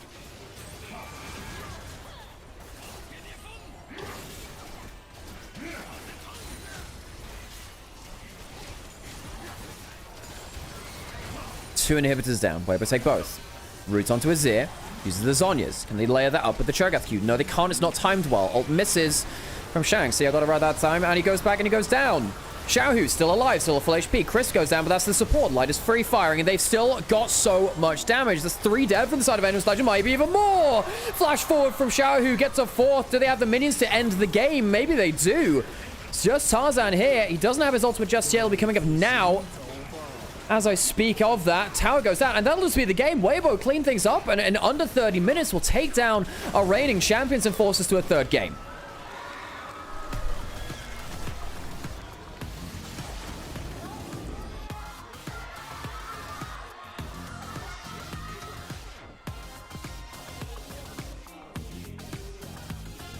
Well, that's one way to end the game of League of Legends, folks.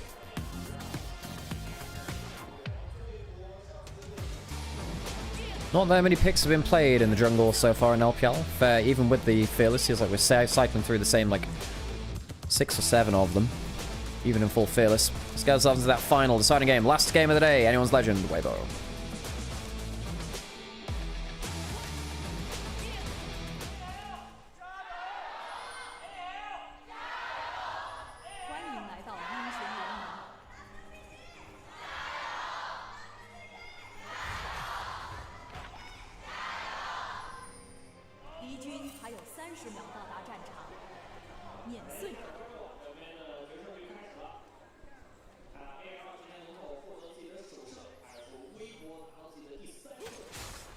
Gyos came out, of course.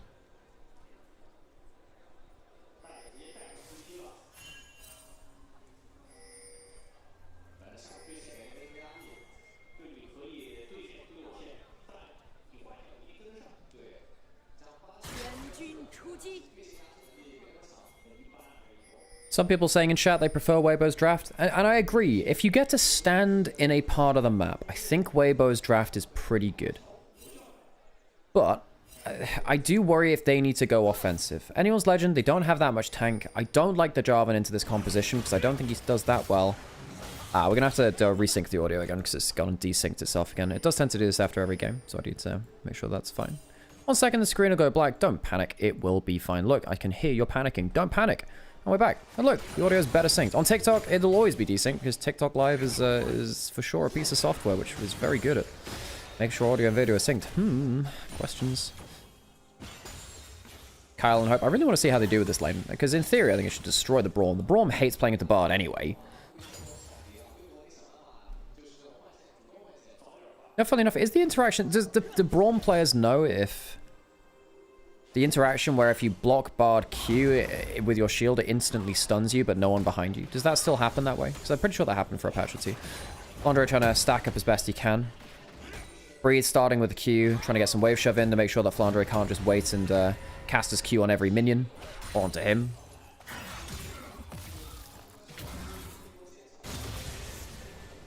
Yeah, Corellia's right.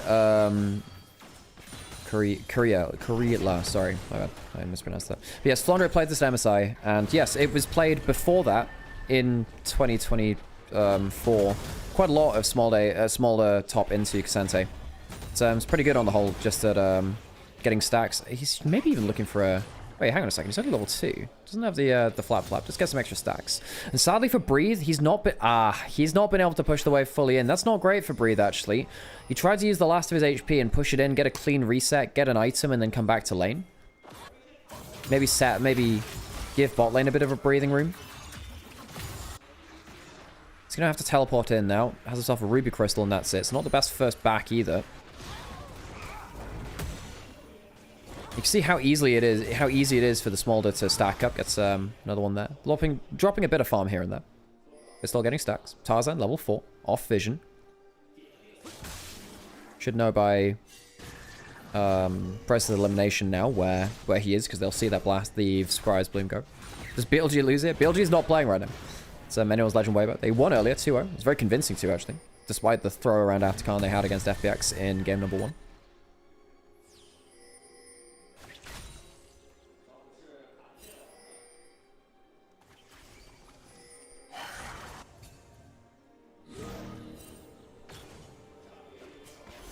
Nocturne spotted on his Raptors. Tarzan took that plant and then dropped a ward down there, so he'll be spotted now. Information for anyone's Legend. Whereas Jarvan's been off vision for a little bit now. Of course, this would have been seen taking that plant because you can see the Scribe's Bloom, right? Shahu, not that much mana, but has enough. Trying to just stop a bit of... Wow, he's just walking at him menacingly. Huh, not even taking minion aggro. Doesn't want to click on him to get minions to attack him. Wave position's fine for Shahu. It'll slow push back, only 2 minions there, but he's fine with that. It's a cannon wave, so it'll be blocked out fine. Ooh, stops the recall. Nice from Hope.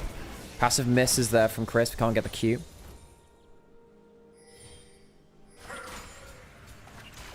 Shahu pushing in the wave now. Good E to clean up the last of them. Can Shanks hold the wave? Does he want to? Probably not.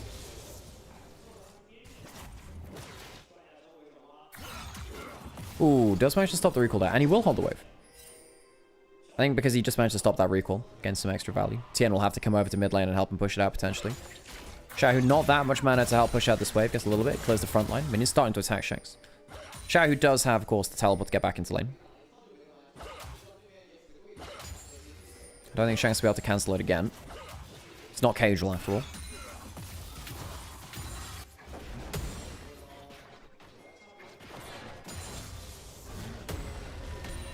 Flandre. Decent stacks already. Gone for the Inspiration secondary for the triple tonic, interestingly. So what that means is he'll be able to pop the elixir of blah blah blah at whatever level it is to get himself some extra gold and damage to minions if he wants to push out. Shank's great damage. Wow, we're in full ham on him. Getting an extra couple of passive stacks from the hijack initial cast and then the Chaos Storm afterwards. Shao had only just teleported back in. That's great from Shanks there. Forcing a recall potentially out of Xiaohu soon. I guess with the Catalyst and Pots running, he's not going to be as in danger. He can clear out another wave. He can Chaos Storm the next wave, actually, if he wants to. Because that Shanks has to stick around. In fact, yeah, doing the Doonby Chaos Storm where you use it to just clear out the wave. Can you get the E max range? Might have cast that Chaos Storm a little bit too early on the wave. Gets the cannon minion with the E. Misses a couple of ranged minions. Fight on the bot side. Kyle tried to go in with a Spellbook Smite.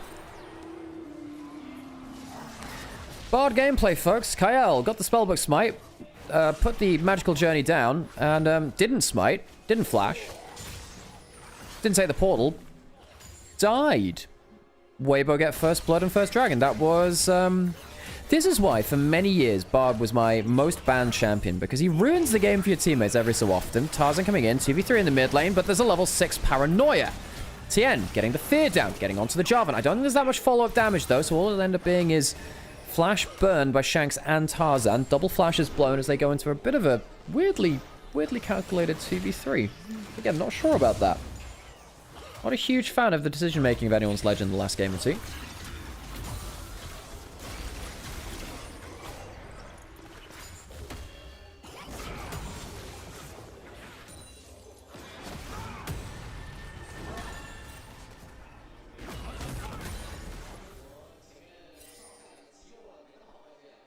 Flandre, clearing up the wave as best he can. 50 stacks at 7.5 minutes. Pretty good for the first 2 levels of Smolder. Culling to clear the wave. Now, Culling used to do 400% damage to minions for wave clip, because bot lane used to be so much about wave clip. Caitlyn Jinx. Ezreal Corki. Cogmore with ER. Sivir. Of course, Sivir.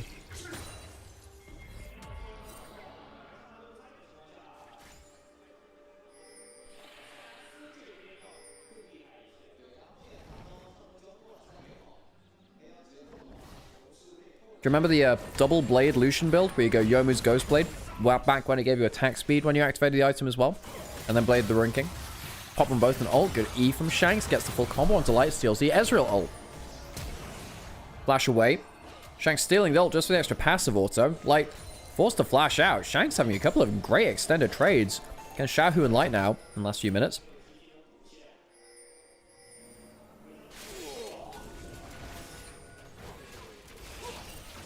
Grubs now started. Ezreal, no teleport, is running that summoner spell. No HP either. Going towards bot side. It's going to be a 5v4. Smolder teleports in. Remember, they have, you know, this Smolder's been stacking very, very healthily over here. Securing the Grubs. Smolder happy with that. Gone for the Swifties first, so they... K'Sante can never really chase him down.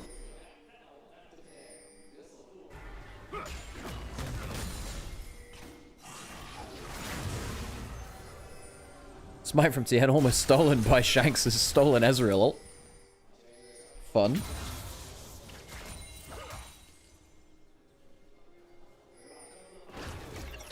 Xiaohu using the gravity field to potentially force Shanks to step up and trade instead. Victor's gravity field very good against the Sylas.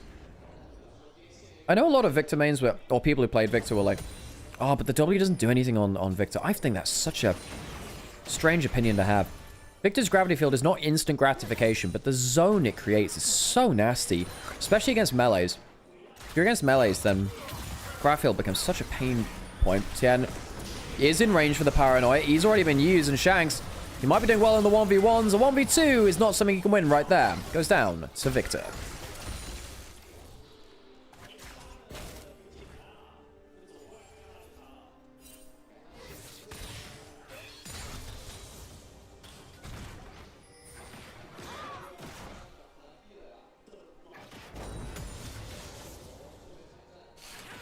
Smolder happily start farming away yet again. Of course he is. 72 stacks, 10 to 10 minutes. You'd normally want about 10 stacks per minute, but early game it's a little less because you don't have the cooldown reduction just yet. Of course, you get more as you build stuff like Shojin or Triforce or Essence Reaver, of course, being a big one too. He's going towards some HP, so he'll be going somewhat Bruiser. I know that some people have been criticizing some people for going like the full crit Smolder. I think in the games where we saw it, we saw Leave play it, right? I think going full crit was completely correct for him. Some people saying, oh, you need lifesteal. I don't think you need to. I think you need it.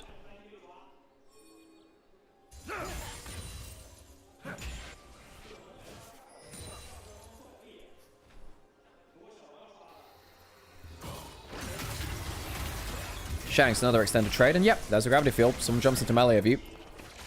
As long as you're not getting completely burst out. Wait for that grab field to land. Q3 does land, even with the Swifties. Oh, Flandre, you step back into that Q3, uses that ultimate to get some extra damage. Wave clears out as well. Does have flash. I think he'll need to use it. Flash and breathe first. Has the W, misses another Q, and Flandre, cool as a cucumber, does not blow the flash. 10 seconds till Nocturne ult is back up. He's on vision, taking Dragon. On the other side, 3 Grubs. Jarvan standard, giving attack speed. They'll take this turret fairly effectively. Breathe. Hitting the bot side turret has a sheen. 3 people now heading up towards the top side. Hope using his double tap auto a little bit. Using his abilities to help with that. Not using his E though. It's like only 4 plates. Jesus, 4 plates. That's a hell of a plate. And we saw that. Okay, all right. Flash was thrown out by Xiao, who is to have dodged the chains. Stolen Reddit ult was good. Not Reddit ult. Or would be Reddit's ult. I mean, it'd be something about flaming, right? You press the Reddit ult and the whole game collectively loses 50 IQ.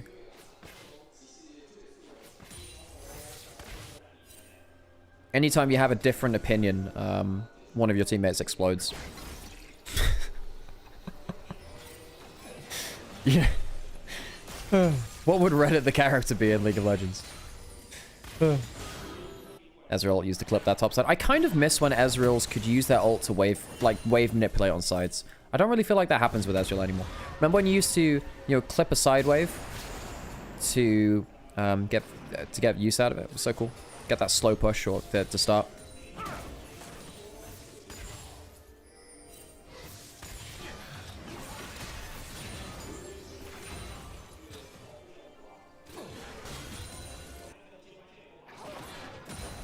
$95 stacks, 13 minutes.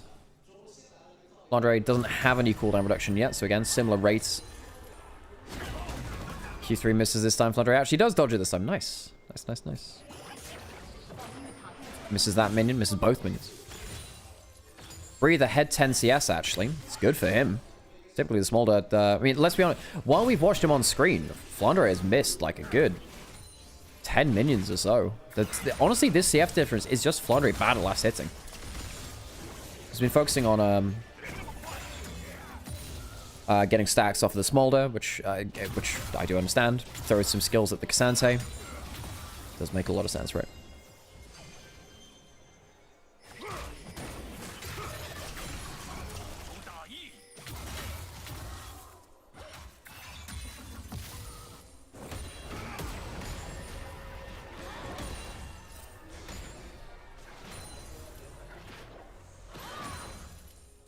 Waiting for the Q cooldown. 3 stacks. Yay.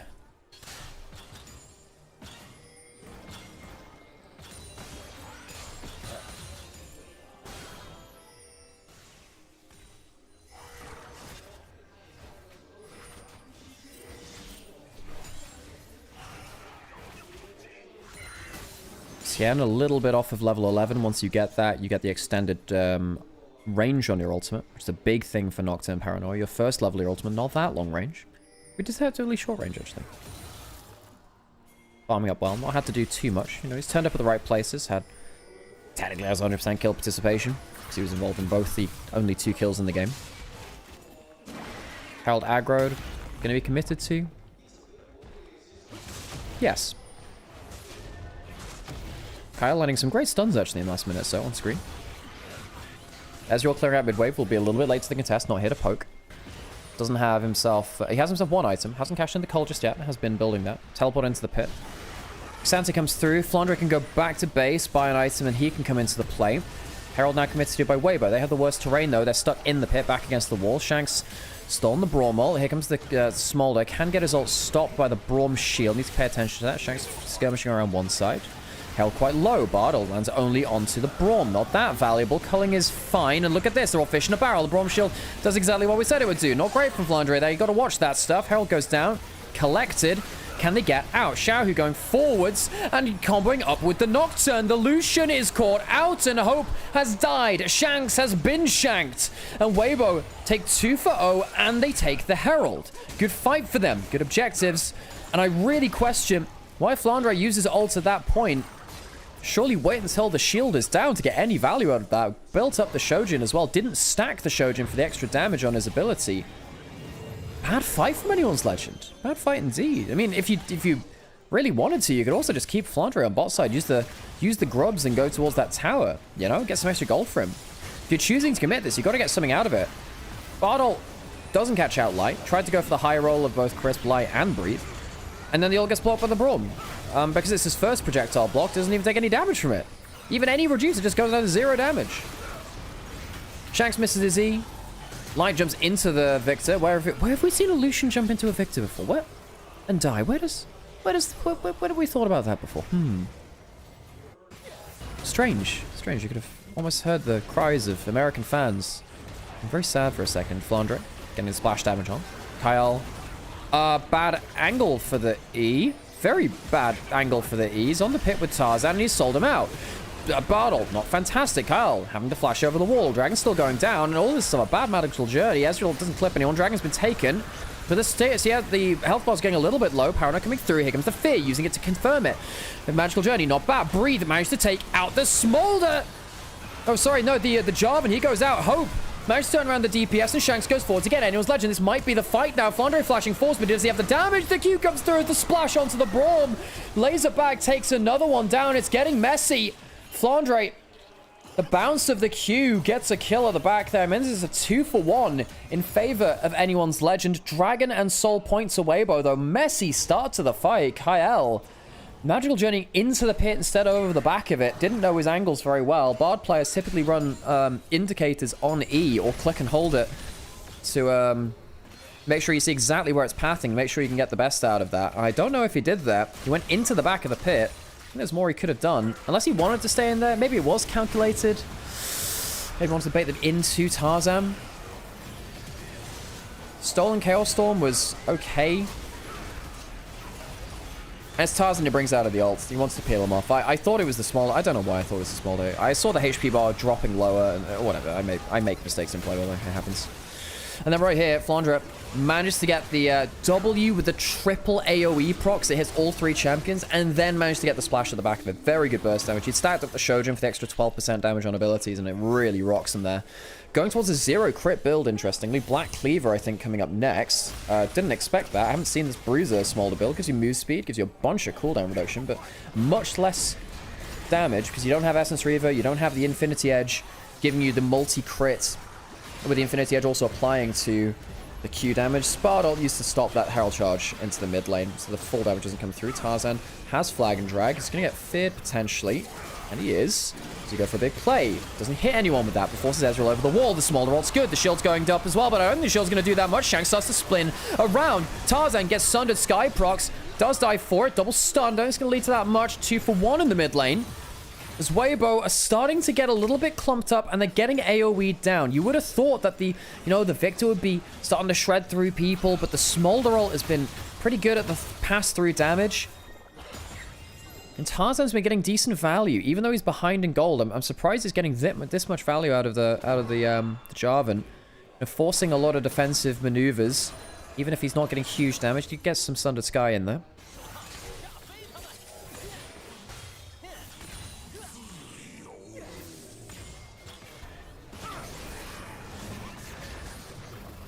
Right here, buys the fear. Tarzan positioning very, very greedily. But he gets away with it. Triple Cataclysm.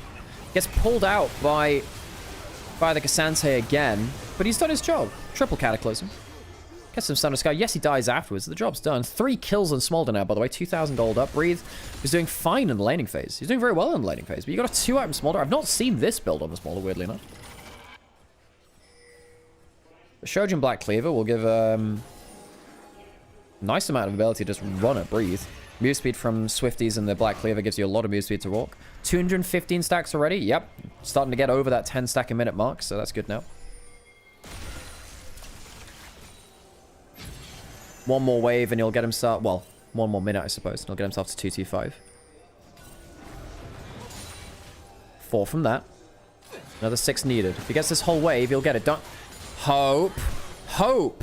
You just stopped him getting 225, which you could have used right now. My dude, you just took a couple of minions. I guess it won't matter too much. Maybe they didn't think they were going to work on that wave, but weird as heck. 225 on Smolder is obviously huge. Obviously huge.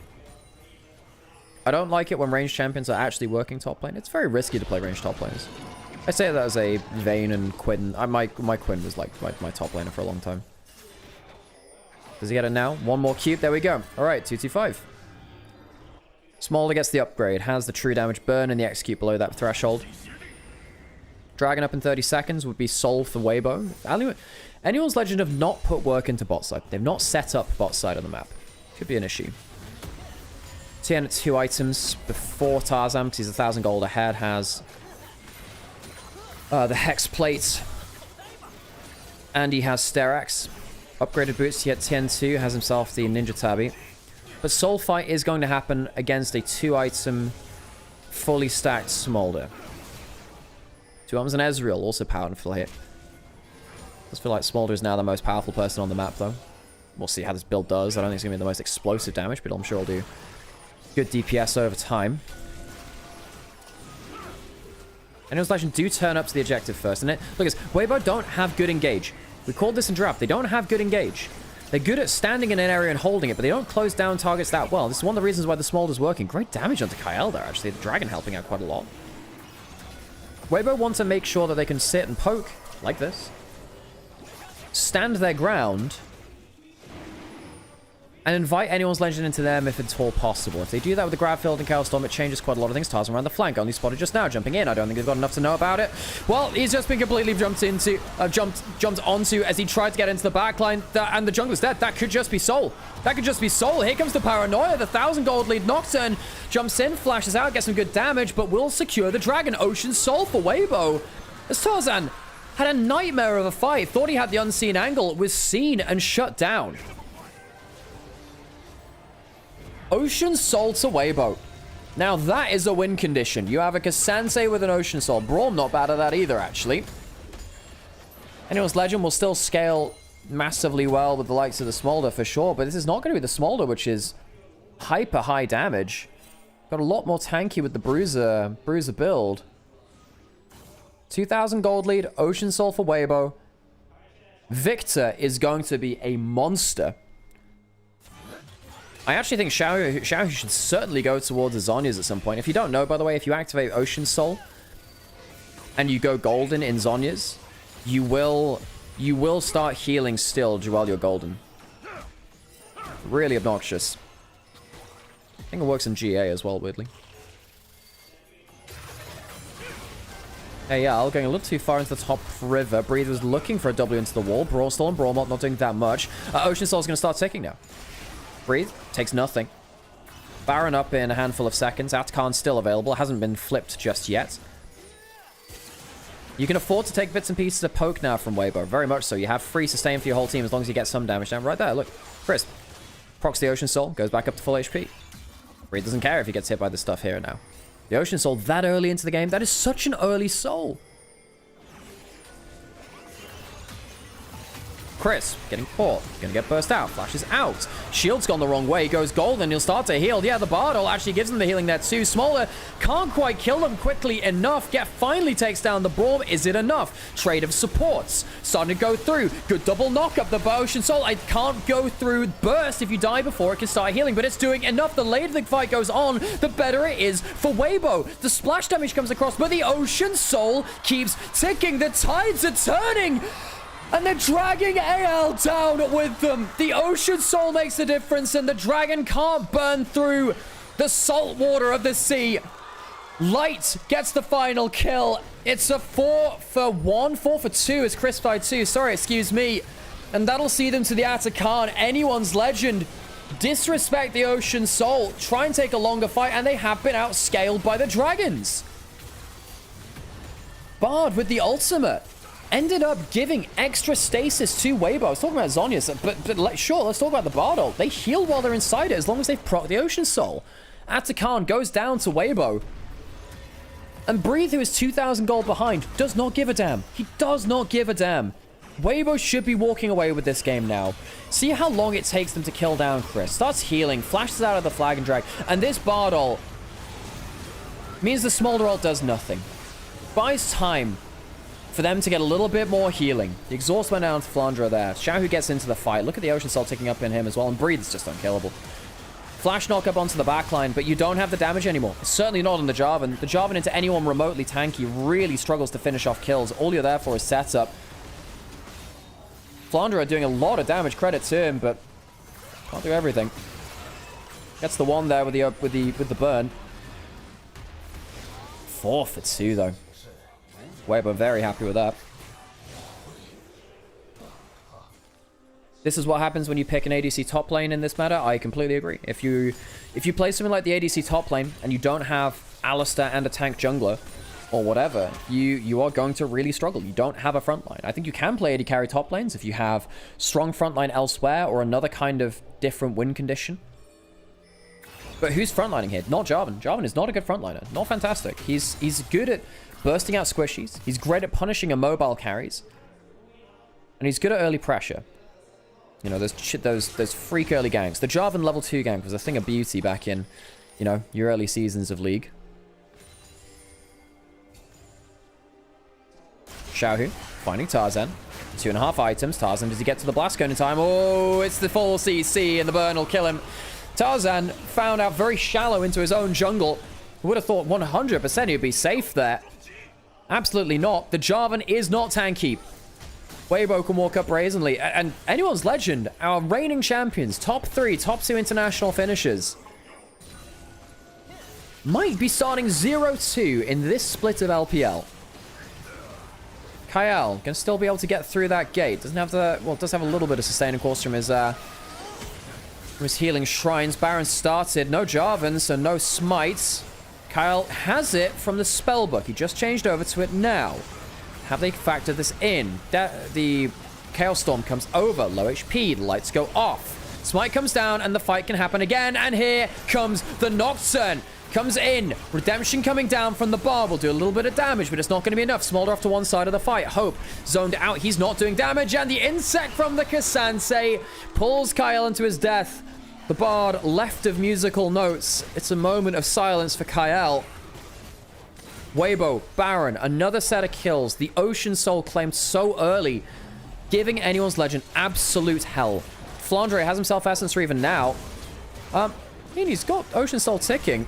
Very tanky with the W. Chaos Storm goes down. Tarzan, you just respawned, buddy. Let's not throw away the life again.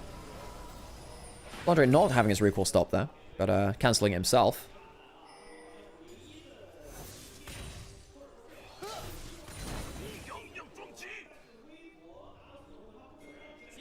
Wait, Faker re-signed with T1 for another 4 years? Jesus, that's going to be a bank contract.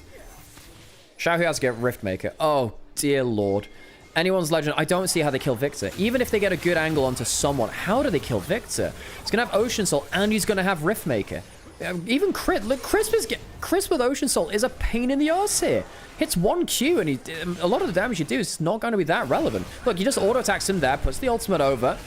Here comes Breathe. Can you pull someone out with an ult? No, he doesn't have it up in 5 seconds. The Ocean Soul starts to take Braum ult for stolen Braum ult, but Ocean Soul makes the better of it for Weibo. They take mid lane in a turret. Minute and a half left on the Baron, and they don't care taking these bits of poke. Breathe walks forward again, has ult again, and flashes to bring someone back. Kyle goes down. Tarzan has to jump out. The Smolder ult is blocked again by the Braum shield, and they just have run out of steam. Push into mid lane with a minute left on Baron buff. Tien walking over there. Great game with the Nocturne. Tarzan flashed onto Xiaohu, but he has Riftmaker ticking. He has damage ticking. He has Ocean Soul ticking. And the Victor won't die. He has more cooldowns. He has more Omnivamp. And Tarzan can't finish the job. Weibo with the power of the waves. Wavemo Gaming with the Ocean Soul. Heal through everything. And anyone's legend turn to dust. They'll push through the mid lane as the reigning LPL champions will go 0-2 to Weibo and 0-2 at the start of the split. Not something many would have predicted, myself included. The Panda champions left behind. Weibo finished the series 2-0.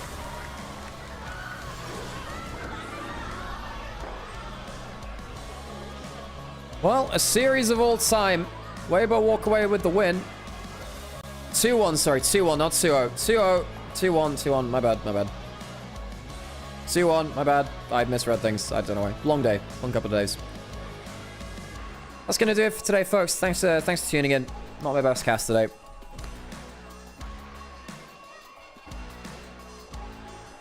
Thanks for joining. And I'll see you next time.